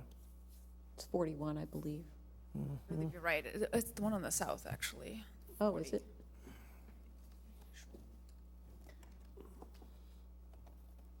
I'm assuming there's residents that are going to want to comment. I think there's a presentation. There might even be photographs of these trees that you can so that might look be. at. Claudia, I have a question. With this HOA having so much real estate to maintain, okay, and all the problems that we've had with homeowners association trying to dump their property on the city, to have the city maintain it and landscape it, which seems to be an active concern for the past maybe 10 years. How is it built in with this 100 and some lots? How is it built in that, and what's the cost per home to maintain this? I mean, I'm looking at the city's budget, which is astronomical, and then how's that built into the homeowners? And have you done a study to find out per house how much it's going to cost to maintain this HOA property? I mean, we have not at this point. At this point, we, during the process, have been working with Paul and Fred and Laura to figure out where the appropriate areas are for city maintenance versus HOA maintenance, and then also the appropriate programming for all of the open spaces. at the final development plan, we would have a little bit more ideas of what kind of landscaping would actually be in those places. So at the preliminary development plan, there's not that much detail required for them. I'm not sure that the applicant has done any studies as to what their HOA costs would be. The development text requires a forced and funded HOA, which is typical in all of our more recent developments. Process-wise, though, the HOA is put into place before the lot sales would actually take place? In other words, do they? I know it's a forced HOA, but do they have to, in conjunction with the sale of the lot, do they have to identify what the cost, No, they have to create the HOA and the deed restrictions, and so that will be the mechanism where it's created and it applies to all. Well, what do we do in other new subdivisions then? How do they arrive at that? When does that happen? The fee for the assessment. For instance, our Coventry Woods fee is $200 or something. No, yeah. Yeah. You have a budget, you have a, After it's created. Well, the developer will have a sense of the costs and then we'll turn it over, typically maintain control.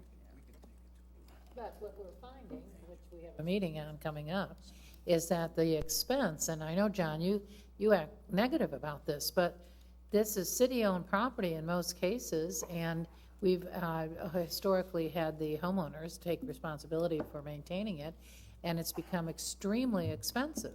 And most housing developments do not have the number of homes that Muirfield has that has this setup of the way that you're charged for your homeowners association is not the same formula in the others because of how small the number of homes are in all other kind of developments, really. So you're getting it right to my concern. X amount of houses, huge amount of land. How are they going to pay for it? I mean, and who's going to pay for it? Or does this thing revert back to the city along with the other $188,000 to mow the rest of it? That's my concern as a taxpayer. But that's going to happen. I mean, I think we have to answer, that's a philosophical question. I think that it seems to me that the developer has presented us what the formula has been traditionally. You know, I mean, I don't think the developer is saying, is presenting the plan differently than what we have traditionally done. But we now know that the costs are becoming exorbitant for our citizens. So that's a separated issue, it seems to me, than what Charlie's presenting here. I had made a note that that was a similar question to what Councilmember Lecklider asked, so we'll do our best to come up with an estimate on that for your next meeting. Well, and I guess just to add, you know, we're making an assumption, you know, that the cost is going to be shared by 185 homeowners, which won't exist for how many years? right, You know. or maybe not at all. I mean, Pays for it. you know, yeah, you're right, and that's a situation we've run into as well, where we've had, you know, a neighborhood anticipated to be, you know, X homes, and we have, you know, a very small fraction of X that's actually been built.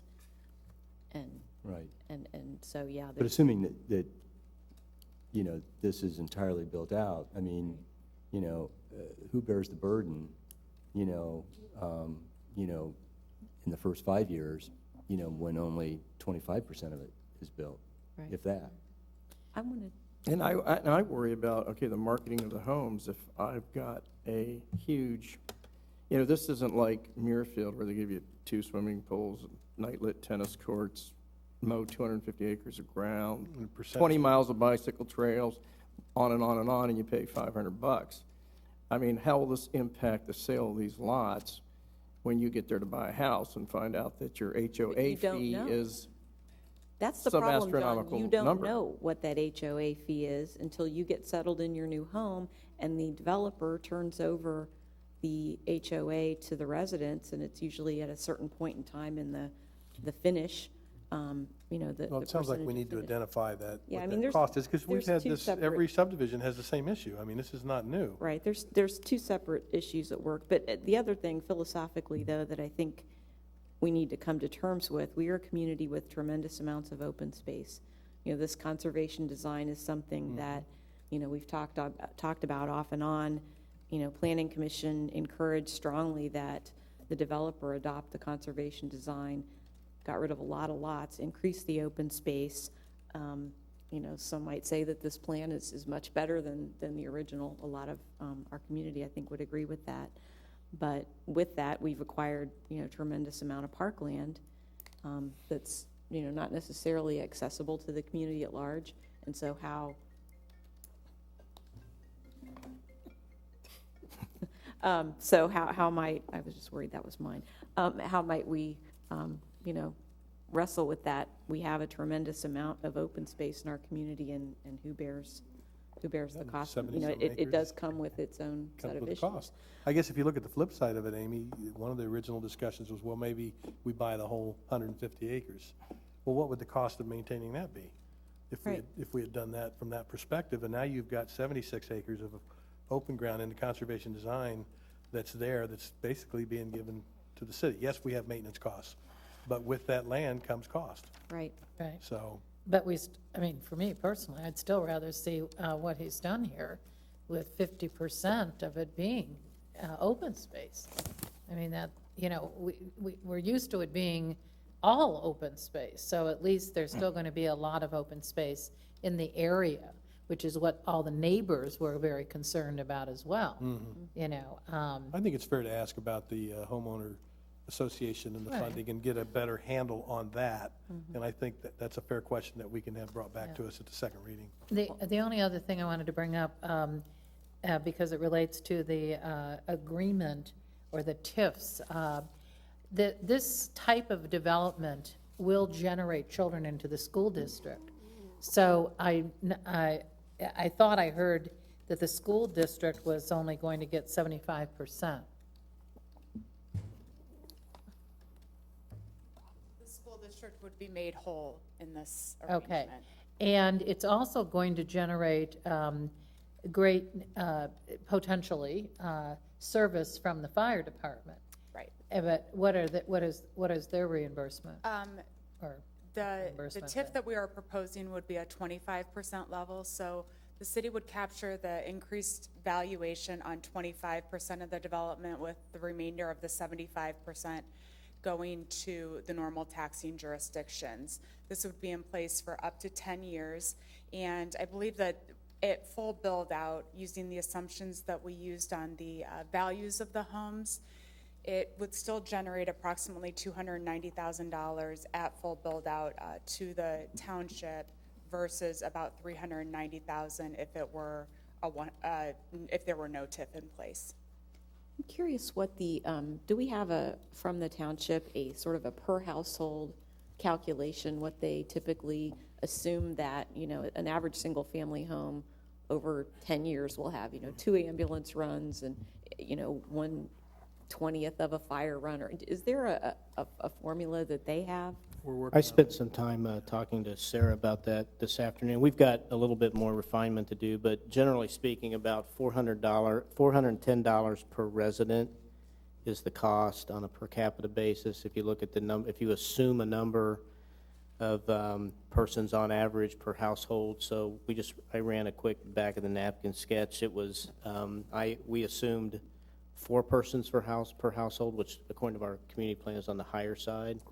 So that came out to just over $400,000 a year at complete build out.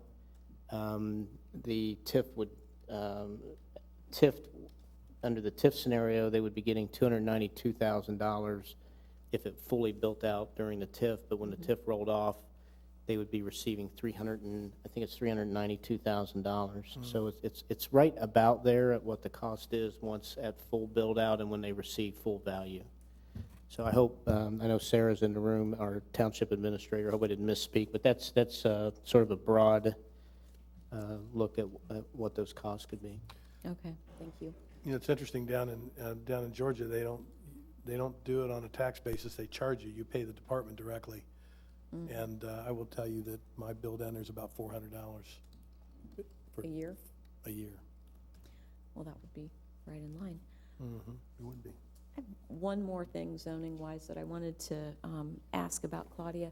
In this, if I ask my colleagues to pay attention to Timble Falls Drive, Claudia, do you have a pointer that you could draw?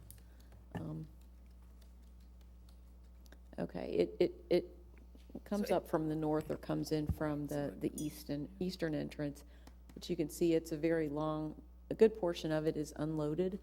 And Claudia, if you could flip back to the original, or the, I don't know, I guess the March plan.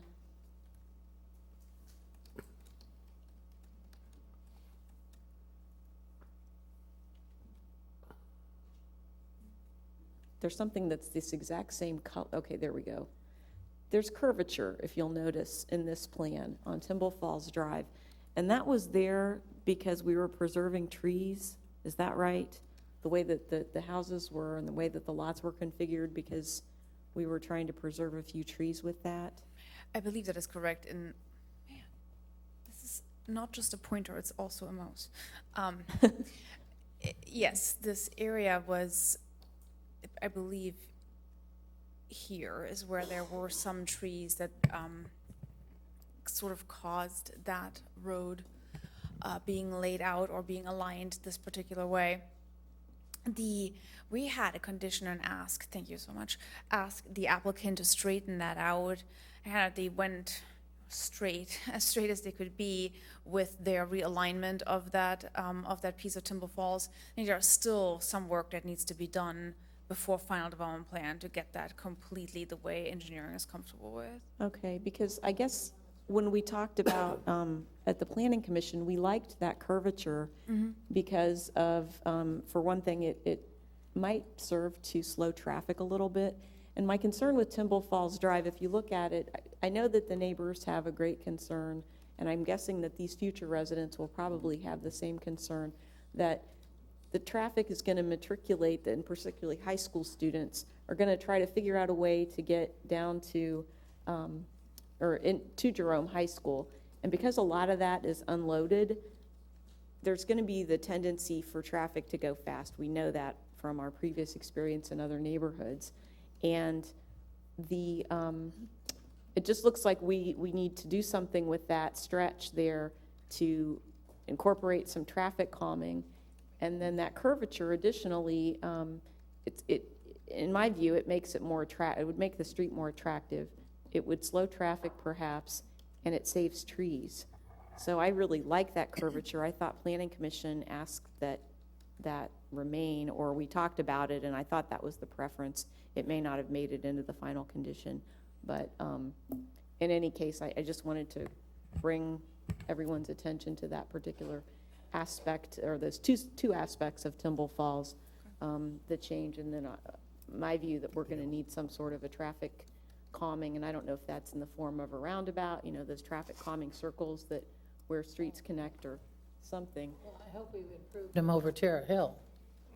And we don't want Martin Road or Waterford Village. All of those kind of traffic calming measures are horrendous in those neighborhoods. So they've been in there a long time, and hopefully there's new traffic calming methods that are not as offensive as those are. I would not suggest speed humps, but I know that the calming circles work really well to slow traffic and, and reduce, hopefully would reduce cut through if somebody's trying to speed through. Anybody else? Later. Okay. Staff, do you have anything else to add? We do not. I know there were some neighbors here tonight that had also I have the speakers list here. Perfect. Indeed. We Okay. are, as we said, recommending approval of then 3 items at the next meeting, which is the ordinance 3515, the preliminary plat that accompanies that, and then ordinance 3615 as well. Very good. Mr. Maurer?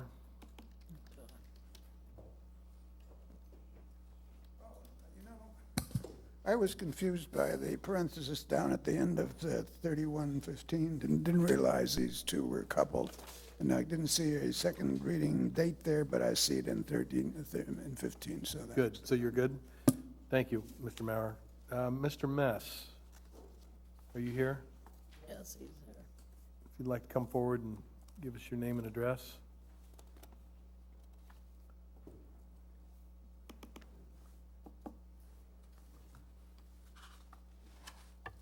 Good evening. Good evening. I'm Mike Mess. I live in Tartan West at 8823 Vineyard Haven Drive. I'm in the Savona condominiums, which is just north of the Riviera development. Currently, I'm the president of the HOA. And I think there are slides that are going up. Go to the next one, please. I'm here speaking on behalf of the coalition of 9 HOAs. We represent more than 3,800 households in Dublin. The map showing up there shows the locations of our HOAs. And yes, we have budget problems.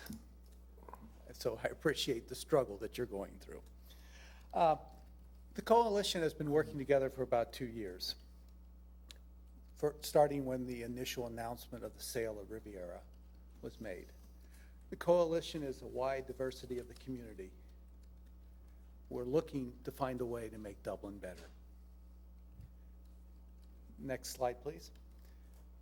With respect to Riviera, the goal of the coalition from the beginning has been keep Riviera green. Riviera has long been designated as a green space in the Dublin Community Plan, as was highlighted earlier tonight. Coalition believed and still believes that the highest and best use of Riviera is as a parkland and a nature reserve. However, we recognize to achieve such goals, it needed the support of both the City of Dublin and the city schools, because their land surrounds Riviera. Next slide, please. The Dublin community is not unique in facing the loss of green space through a demise of a golf course. Many communities throughout the U.S. are facing this issue. Dwindling popularity of golf has left many golf courses with need to find new ways to raise revenue, because their most valuable asset is their property. To us, the key is how the community reacts to the situation and how it works to find a solution to benefit the entire community. Next slide, please. Oh, wait, I want one fast. For example, in Castleberry, Florida, the city commissioners used the opportunity of a closing golf course to turn it into a park with nature trails. That same opportunity exists for Riviera. The coalition believes transforming Riviera property into a passive naturalized park. And passive is important because that covers cost. Has several benefits to the community, which include it creates a major park in Ward 3 where no major park currently exists. It offers the opportunity to connect into the larger metro park along Highland Croy. It creates an opportunity for a learning lab in conjunction with the city schools, which we have an example right across town in New Albany that has one. It also preserves the delicate water ecosystem on the western portion of the property. However, a nature preserve is not the only option. Next slide, please. To the east of Columbus, a conservation easement was approved for the Granville Golf Course to keep it as an open space and preserve the golf course itself. Next slide, please. The coalition presents these alternate solutions in the past. The council has supported the green space back when it kept it in 2007 in the plan. So it's got plenty of support for that concept. What we are asking is, does that green space concept still resonate with City Council today? We think it should. We think it should keep Riviera green. Next slide, please. Nonetheless, after trying early on to generate potential interest with both the city and the schools, the coalition recognized that neither the city or the schools shared that same belief at that time. So coalition, being realistic, said we have to change our focus, but not our goals. The focus became, how do we ensure the housing development at Riviera, if one is to be approved, be undertaken in a manner befitting the last green space in Northwest Dublin. To that end, over the last 18 months, the coalition has consistently articulated that any Riviera housing development must be undertaken with the highest quality standards possible and must maximize the use of conservation design planning to retain green space and lower the density of the development. This focus has driven the coalition to participate actively in the development process. The coalition felt that by participating in the process, it could impact the development of the Riviera for the benefit of the entire community. Do I still only have 5 minutes? If you could keep it moving very quickly, we'd appreciate it. I will. Since the beginning of the process, we've expressed several concerns. And they're listed up there: deviation from the plan, economic cost to the schools, impact on traffic congestion, and the financial cost to the city for infrastructure building. Those concerns still remain viable today. And we're asking city councils to consider those concerns in making their decisions.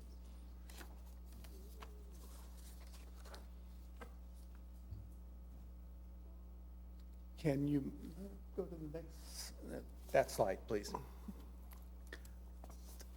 The coalition still wishes Riviera to stay green, but realism has dictated, that we actively participate. What we want to say is that we have to recognize there has been significant improvement and modifications made to the plan by the developer since the beginning, and we commend them for that. The development plan before City Council incorporates significant conservation design plans that produces significant green space for the community. It reduces the density of the community by 99 homes. And it adopts plan specifications that will enhance the quality of the homes. While these modifications are meaningful, we think they stop short of what should be done. We believe there are 3 significant shortfalls. First, can we move to the next slide, please? Go ahead, and one more. I'm trying. And we've had the benefit of this presentation, and I actually have a printed copy and printed today, so you know. Okay. And I've seen the trees. First is the 2 landmark trees. Lot 41. Lot 40 is the symmetrical addition to it.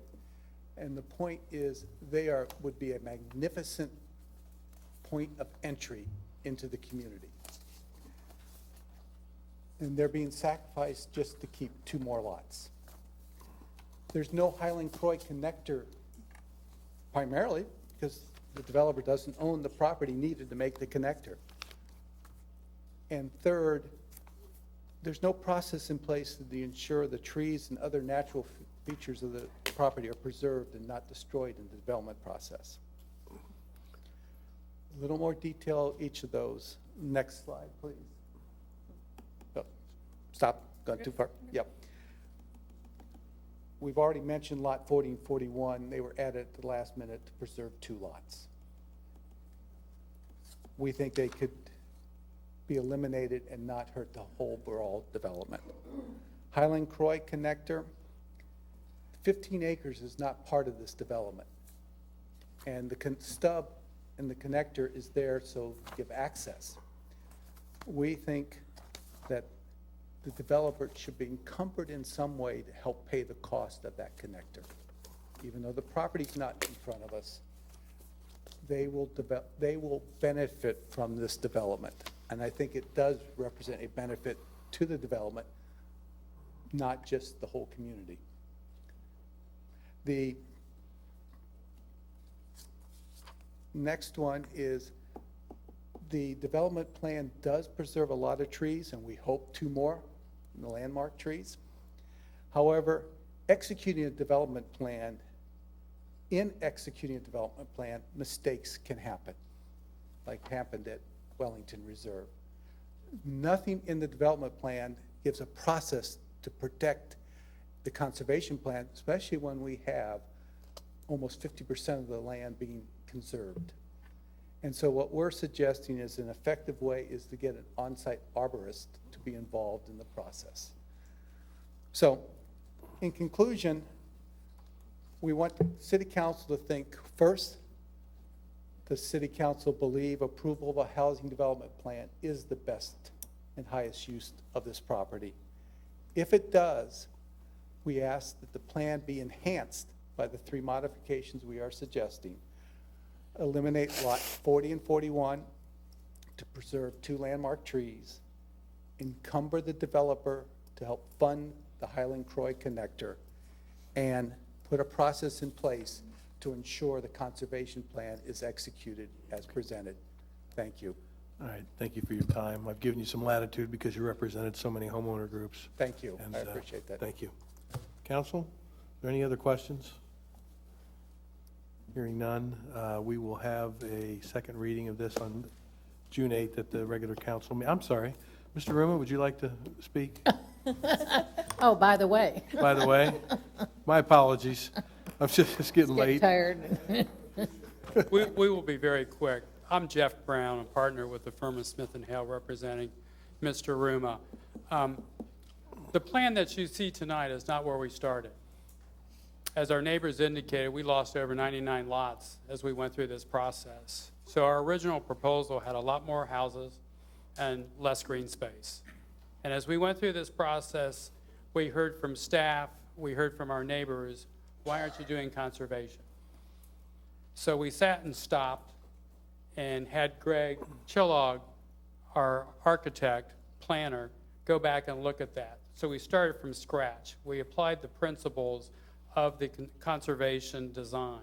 And what you see tonight and what the Planning Commission saw and approved is the direct result of that. And you have less houses and you have more open space. It's all a trade-off.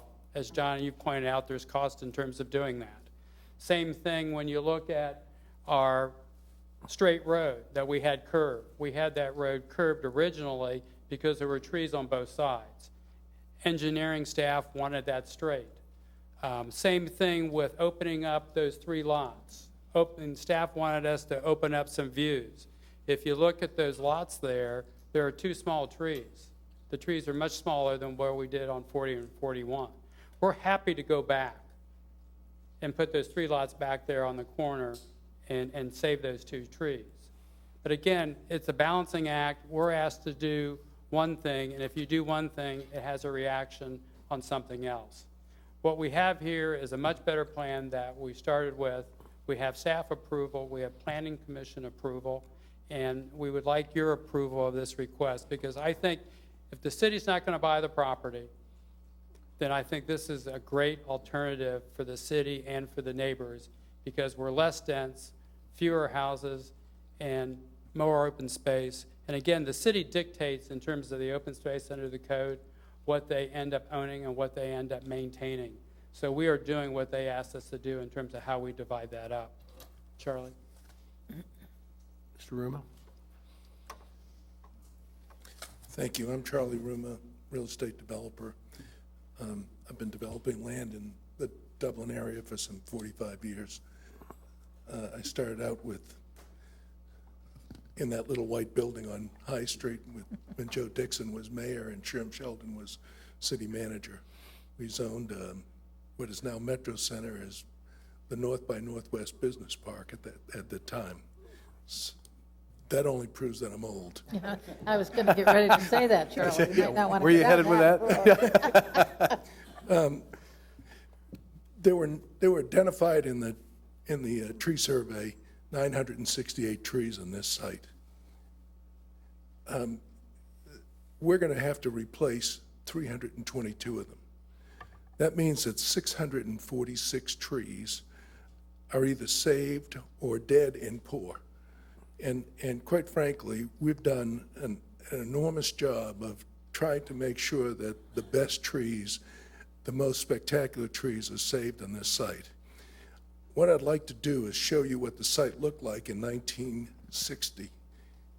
Can you put up that slide?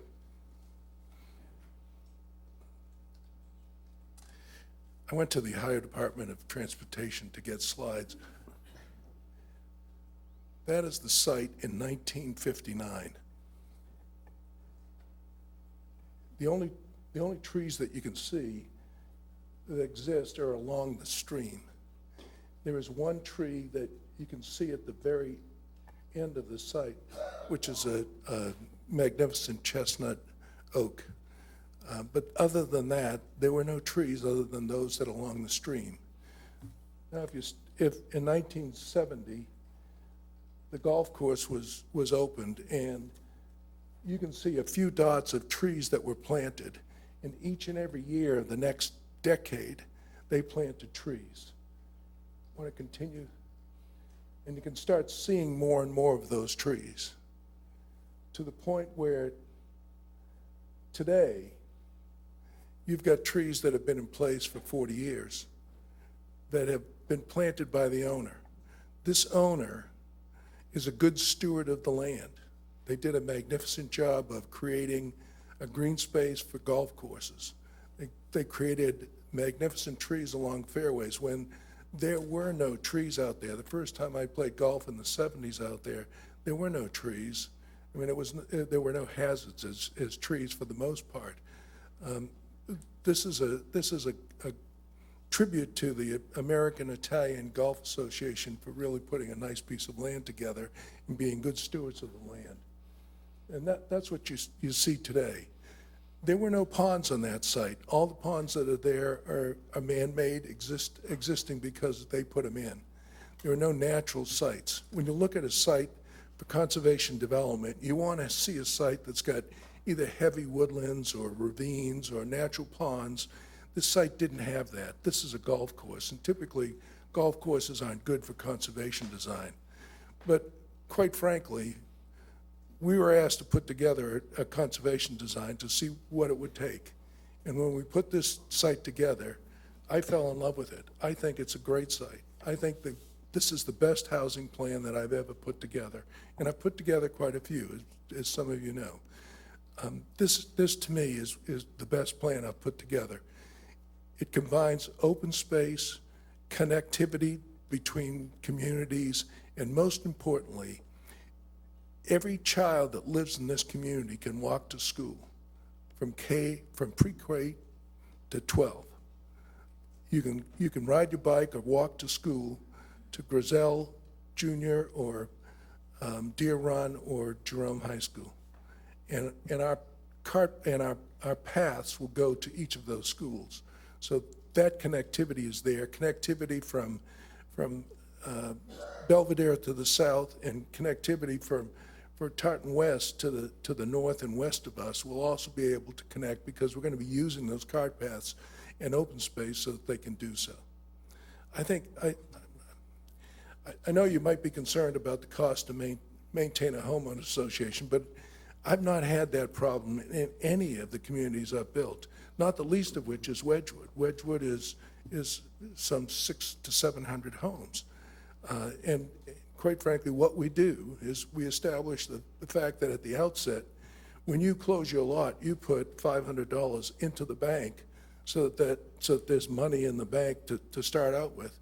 And it's $100 a month. And so far, those communities have thrived on maintenance that is exceptional and done a good job of operating their budgets. Now, $100 a month right now is a lot of money, but at the same time, in 10 years from now, that might be $120 a month, but it's still enough to take care of the sites that we've developed in the open spaces and primarily the entrances to take care of.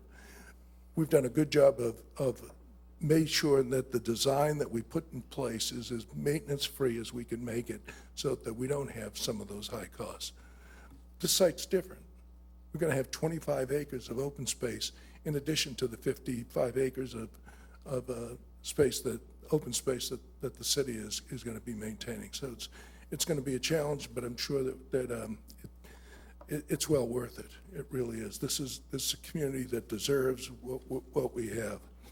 In terms of the 3 lots, I agree with the fact of moving those lots, because it creates an open space so that you've got almost a 50-acre site that's almost all together and running from the main fork of the main north fork of the Indian Run. And that's where most of the trees are, and that's where the big trees are. And as a result, those, especially lot 185, moving that lot saves some trees. And so we might lose a tree, but we may not. Those 3 trees that we're talking about, one of them is going to be lost because near a utility line and near the street. There's nothing we can do about that. The other lot has 2 trees on it, and those trees will remain until somebody builds a house on them. And I'm not sure if they'll build around them or take them down, but those are certainly nice trees. But we can't save every tree. We're building, this is a development, and unfortunately, you put in streets and sewers and you change the grade and we lose trees. We've done I think, as good a job as can be done in terms of saving trees, and I really think that nothing more could have been done. In terms of Highland Croy, I'm not in favor of it. I mentioned this at Planning Commission because I don't want Highland Croy, I don't want Timber Falls to be a highway for kids to be speeding down to go to high schools, and it would be coming from the north and east and from the east and from the south and east, all accumulating onto our connector. But that's not my decision. The decision is staff's. I think they made a good decision for the community because there needs to be an east-west connector. And unfortunately or fortunately, we've got a good portion of that east-west connector with Timber Falls. But when you look at whether or not we need that road, we don't need it. When you look at the traffic study, you'll see that in the morning, in 10 years from now, at peak hours in the morning, we're adding 7 cars in that peak hour, 17 cars in that peak hour. And in the PM peak hour, we're adding 27 cars in an hour. I mean, that's not a heavy burden. That doesn't justify putting in a connector. But that connector really does serve other purposes and makes sense in terms of looking at the city as a whole and saying, do we have an east-west connector at this location? So that I've succumbed to that, but again, I was against it. The only other thing that I'm really, I agreed to at the Planning Commission was the fact that we install concrete drives, not asphalt. And since that time, I've had several people say, I don't want concrete drives. I mean, it's a burden. And I don't know if any of you have concrete drives or have had concrete drives. They're not pleasant to deal with. Could we show a few of the concrete drive pictures that I have?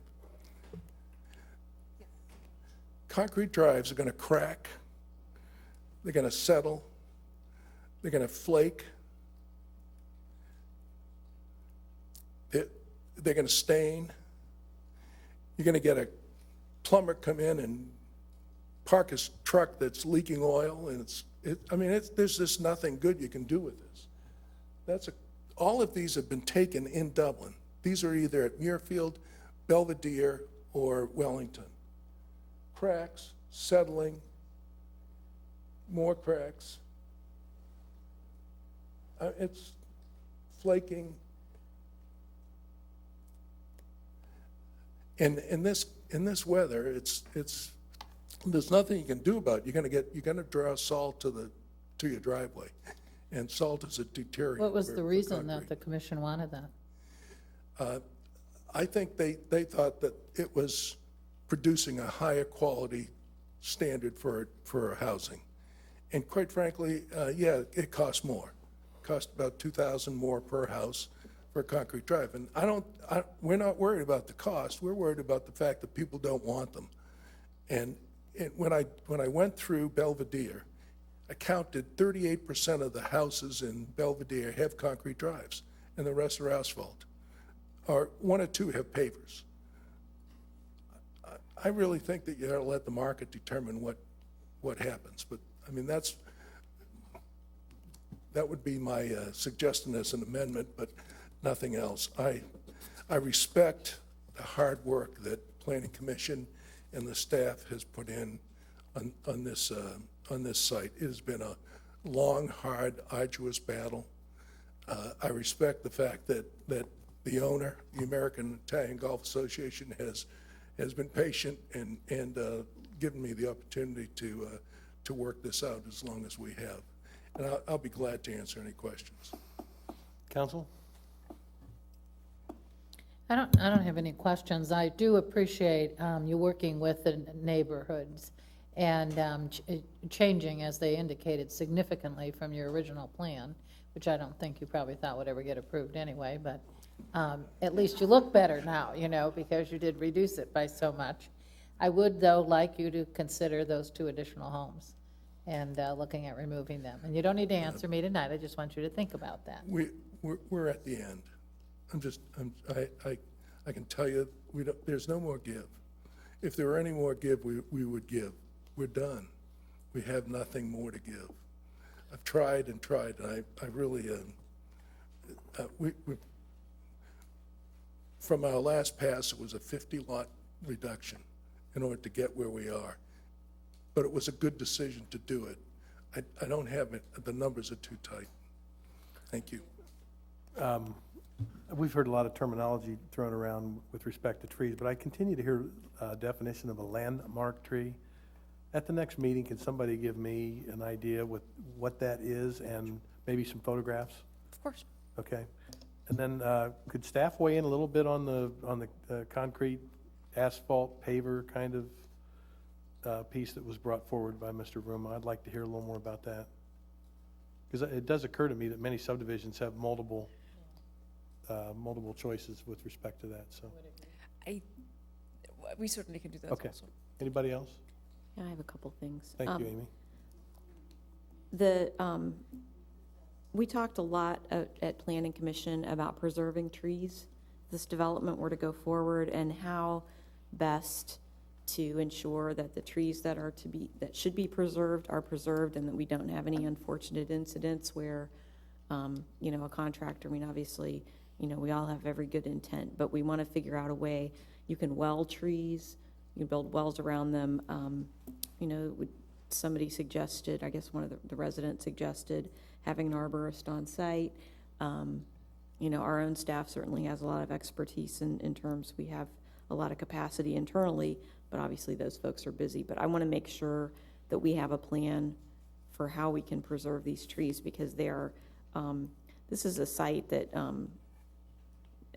when we talked to Planning Commission, you know, we said a lot of times you have a wood lot, and that's easy, you know, you just preserve the whole wood lot. But this is, you really can see the trees. There's no forest, but there are these magnificent individual trees, and we want to make sure that each one gets preserved. And again, that, you know, a contractor that's on building a particular home doesn't, you know, have the ability to damage a tree.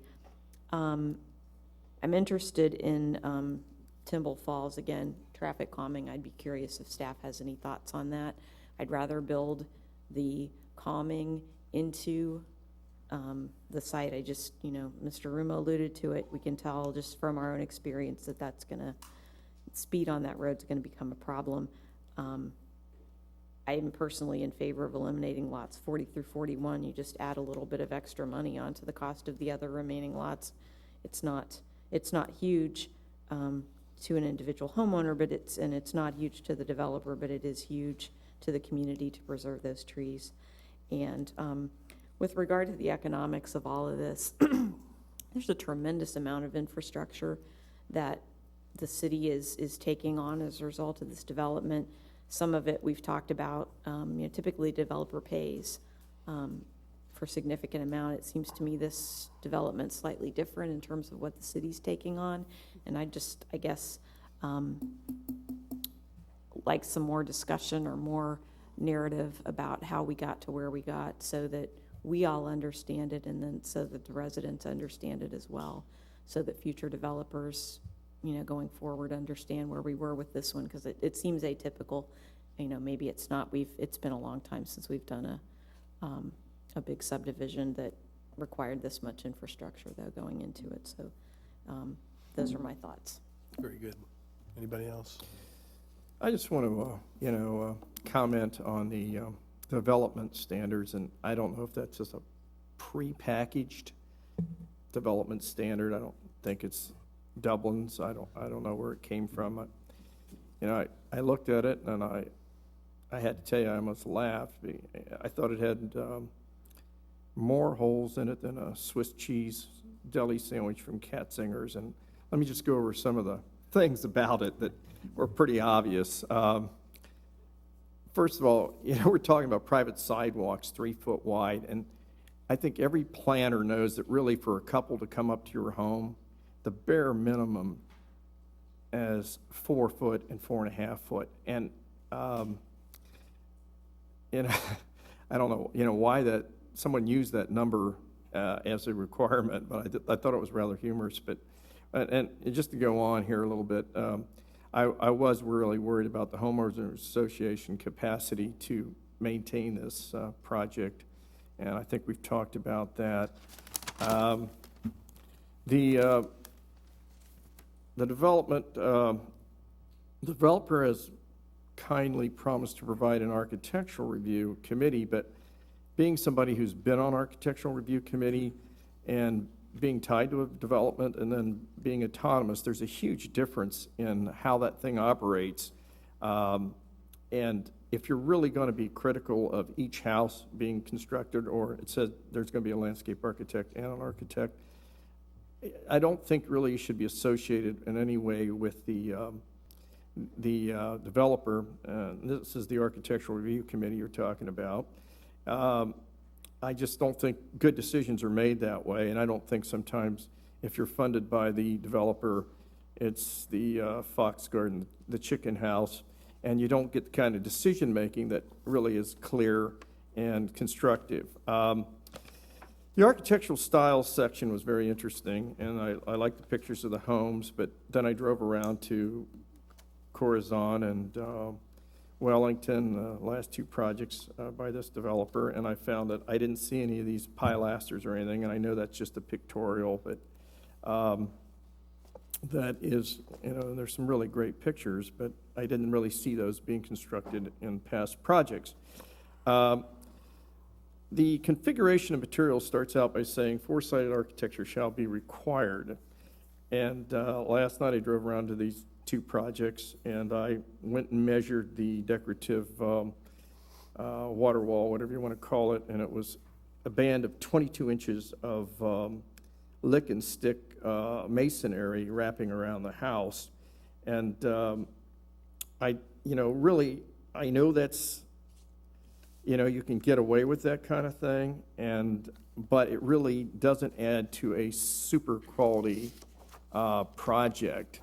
I would think, as I went to Corazon and headed towards this one specific development, I noticed the other developers had up to 6 or 8 feet of masonry on their structures.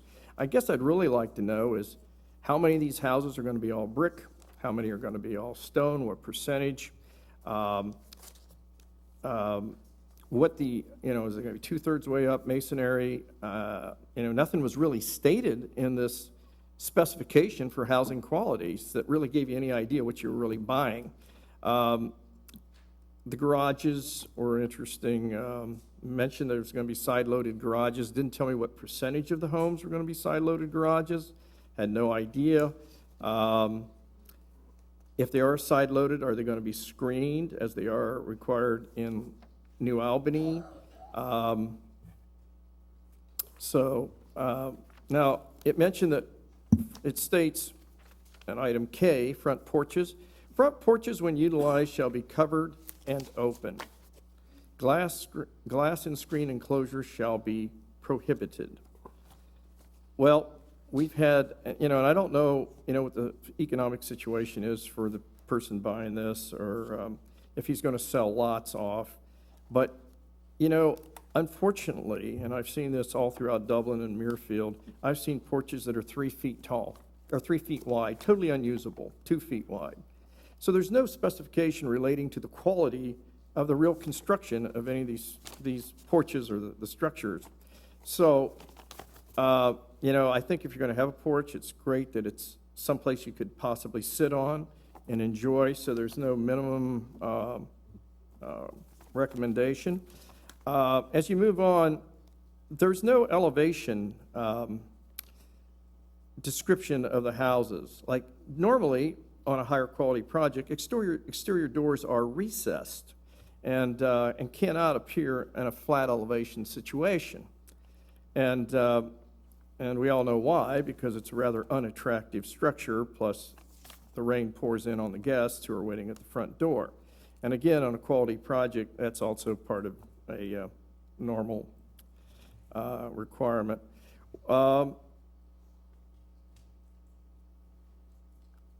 know, things like utility boxes, there was no mention that they were going to be screened or how that's going to be handled.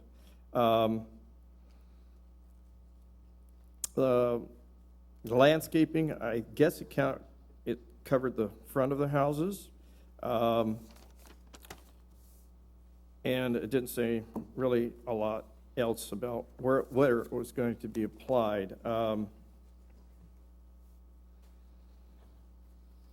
The trees that garnered so much discussion in tonight's meeting interests me because, again, it didn't say anything to the effect that a certain percentage of these trees are going to be northern grown and hardy. And I understand that, you know, it's hard to get certain trees, and they are bought out of Tennessee. And I noticed in one of the last projects that I came upon, I was driving down the road, and the semi-trucks all were licensed from Tennessee. And what bothers me about that is trees not growing in our hardiness zone and 5 areas below us sometimes don't have a long survival rate. And I can testify that this happened to the Muirfield Avery landscape. And it just took it a number of years to finally die out. The trees didn't do any growing. I noticed that the Wellington Reserve thing, all the trees really came from, the license plates were all from McMinnville, Tennessee. And so, as a taxpayer, I really don't want to come back and replace these elements as they die out. I would like to, you know, so again, there's no discussion of, you know, what you're really buying, things that really are quality driven and reflect quality. So, you know, this, I think, you know, this and along with the obvious, the schools, that we need a school to TIF, to cover the school expenses. We're going to have to do a TIF. The traffic problem, the increased traffic is also of great concern. The infrastructure costs are also of great concern, and the green space problem is also of great concern to me. So the devil's always in the details, and I always believe that quality is the hallmark of greatness. So, and this project is, to me, rather worrisome. So I just want to share that with you tonight. Thank you. Tim? In some earlier iterations, I recall hearing that the developer was donating a school site. Am I right? What happened to that?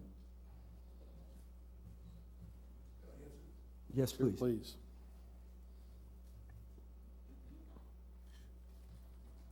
At the time, we had a plan for showing 240 lots, and we were including 167 acres.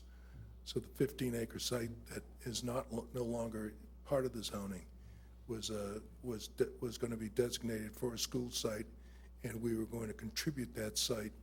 However, Planning Commission indicated that they would not accept the school site as being part of public spaces that attributed to density, and as a result, our densities were going to be calculated at 152 acres rather than 167. And so we just said we can't. I mean, the Planning Commission took it away, and so we said okay. So that site went away with density, and the fact that we reduced the number of lots from 240 to 185. Okay. I mean, it's just a matter of economics. Okay. Amy, I don't want to put you on the spot, but given that you are our representative of the Planning and Zoning Commission, is that your recollection of the evolution of this conversation regarding the school site? Yes and no. I guess my question is what happens to that land? It seems like it's, you know, kind of sitting out there, you know, without a plan. Yes, the Planning Commission did not want that school site to count as open space, which it isn't open space. It's going to be consumed by a school, so I don't know why we would calculate it, and I think the developer made a business decision. Was that pre-conservation design plan then? Yes. So then when we went to a pre-conservation design plan, that's when you did the 50% and the 76 acres or the 152, et cetera? The developer came back with this conservation plan, and it did not include the school site anymore. You know, just another comment that I find really unattractive about subdivisions is people have back egress points to their houses where their sliding glass doors work and where they try to get out to their backyards. And it just amazes me that, and again, you know, this developer may not do this, of course, but he may sell the lots, I don't know. But it just amazes me that you drive around and you see these wooden stairs coming down the backyard onto a patch of grass, and that's it. And that's the way it is for 20 years. It's horrific when you drive around some of these subdivisions and look at the backs of these houses. Nothing's ever done. The back temporary stairs are never replaced with concrete or stone or brick or a really nice wooden structure. They're just visually horrific. And you know, so again, when I looked at all these design standards, I really had to laugh. And because they really aren't covering anything that's really important. You know, you can trash the inside of your house and nobody in Dublin cares, but the outside of your house, we all have to live with it, and we have certain standards. So all these things have been blown by in this project, and it's just of concern. So.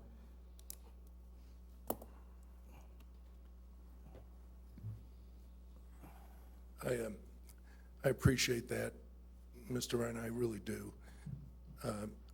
I think if you looked at a lot of the work that we've done over the years, you'll see both exactly what you're saying and exactly opposite of what you're saying. There's just a wide variety depending on area and builders. This is an infill site. Believe it or not, it's not a conservation site, it's an infill site.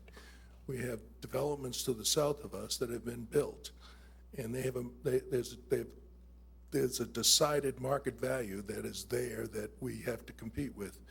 There's a subdivision that you approved last year called Celtic Estates, which is directly opposite Jerome High School on Highland Croy Road.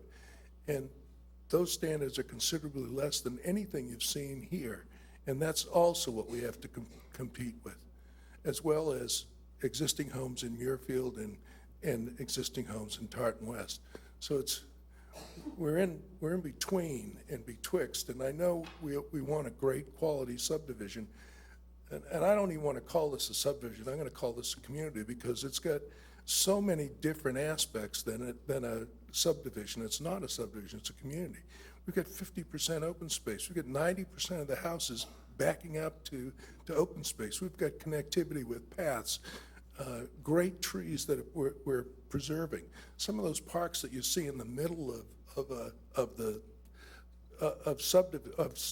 houses are there because of the trees that we could preserve, and that's thankful. That's to the credit of the Planning Commission, really forcing us to take a good hard look at what trees we could save and how. But I think we came out with a better plan, a much better plan, and I hope we can. And in terms of the architectural committee, we're going to. I've hired outside architects every single time. As a matter of fact, Bob Apel has really been one of the keys in my architectural designs. He did every house in Wedgwood, every single house in Wedgwood he approved, along with a landscape architect and us. So that's kind of the way we're going with it. You know, I'd be surprised if at the price point that we're talking about here that you have too many homes that do not have wonderful screen porches, decks, patios. It just would surprise me as I look into some of the Kilauea and Coventry and some of the other neighborhoods. In Section 2 is all 100-plus foot lots. Those will all be custom homes. Those houses will be in the $750,000 to $1 million price range. They'll have back patios. They'll have improvements both back and front. And quite frankly, to answer another question that came up before, we will be developing Section 1 and 2 together. at the outset. So all of the lots in Section 1 and all the lots in Section 2 will be developed at the outset. And if you look at coming in off of Avery Road, from Avery Road to the first lots that you see is a space of 500 feet. It's almost 2 football fields that you've got as open space on both sides and in front of you. It's pretty magnificent. Thank you. Thank you. Mike, if I could continue. Tim, please. Thank you. Let me just interject. How's our tape doing? We close? We don't have to switch tapes anymore. We do a digital recording. The tape's just Oh, well, thank you for correcting me. I needed that. Go ahead, Tim. I'll try not to be that long. You know, I certainly appreciate the preservation of open space here, and you know, that's a great feature, you know, if this development is to go forward. However, in my view, and I want to say also, you know, that I appreciate the citizen input and the interest and so forth, and the city council and all past city councils have always valued that, and you know, typically it you know, results in a better outcome. I have to say though, you know, I think that some in that effort have missed the mark. You know, my opinion is, respectfully, we don't need more of this product. In fact, we have had experts tell us that we have more than enough of this product presently. And as we all know, this product is being constructed in abundance in Jerome Village, which is also, by the way, in the Dublin City School District. So having said that, you know, if the alternative of preserving it entirely as open space is not a viable one, and it is going to be developed in some fashion, then what is the answer? Well, what my answer would be, you know, is that we develop this in more of an empty nester model. It would address the concerns regarding the impact on our schools, potentially the trips in terms of traffic and so forth. I would go so far as to say that I would consider allowing greater density here based on a different impact. You know, that impact, as I just mentioned, being a theoretically lesser impact on the schools and on traffic. And it's a need in our community. You know, again, our experts have told us we don't need more of this product. Anyway, and I would respectfully say that the product that you showed us, and I understand, I don't know how much of it's conceptual versus detailed and so forth, you know, but I know a lot of the product already exists in Dublin, but I don't know how much of a neighborhood it is. You know, I looked at the empty nester product, for example, and in the visual depictions that were provided to us, and they look like stark fortresses to me. I can't imagine coming home, and like so many of well, the rest of this development, what it looks like, you know, you hit your garage door opener, you go into your garage, and you're not otherwise in the front of your house. You're not interacting with your neighbors. Everything is oriented to the rear of the home. And you know, I mean, hopefully there's some interaction across the backyard with your neighbors, but, you know, I guess what I would hope for, you know, are front porches and orientation to the street, to the sidewalks, you know, that would provide interaction with your neighbors. And so, you know, it's something of a disappointment to me. I mean, I guess, you know, I'd like to see us pivot, you know, to something a little bit different, not only here, but elsewhere within the community. So, and I also want to say, I don't begrudge you. I never begrudge a developer aiming high. But realistically, I think I can safely say this city council was never going to approve the density at 280 some lots, just never. You know, so I appreciate, you know, the efforts over the many months to reduce the density, the concessions that you've made, Mr. Ruma, in that respect. You know, but I know the city council, and the city council wasn't going to approve that density. Having said all that, if this development ultimately is approved, with respect to the landmark trees, you know, I'd like to see those 2 lots traded for 2 lots elsewhere in the development. Not that you have to reduce the overall density, but I'd like to see those trees preserved. That's all. Thank you. Okay. All right, we have a second reading public hearing on June 8th council meeting. So we go on to the next item. Do we need to, can we delay anything here, Dana, or we need to keep moving? I'm sorry, what was that? No, we've got other items.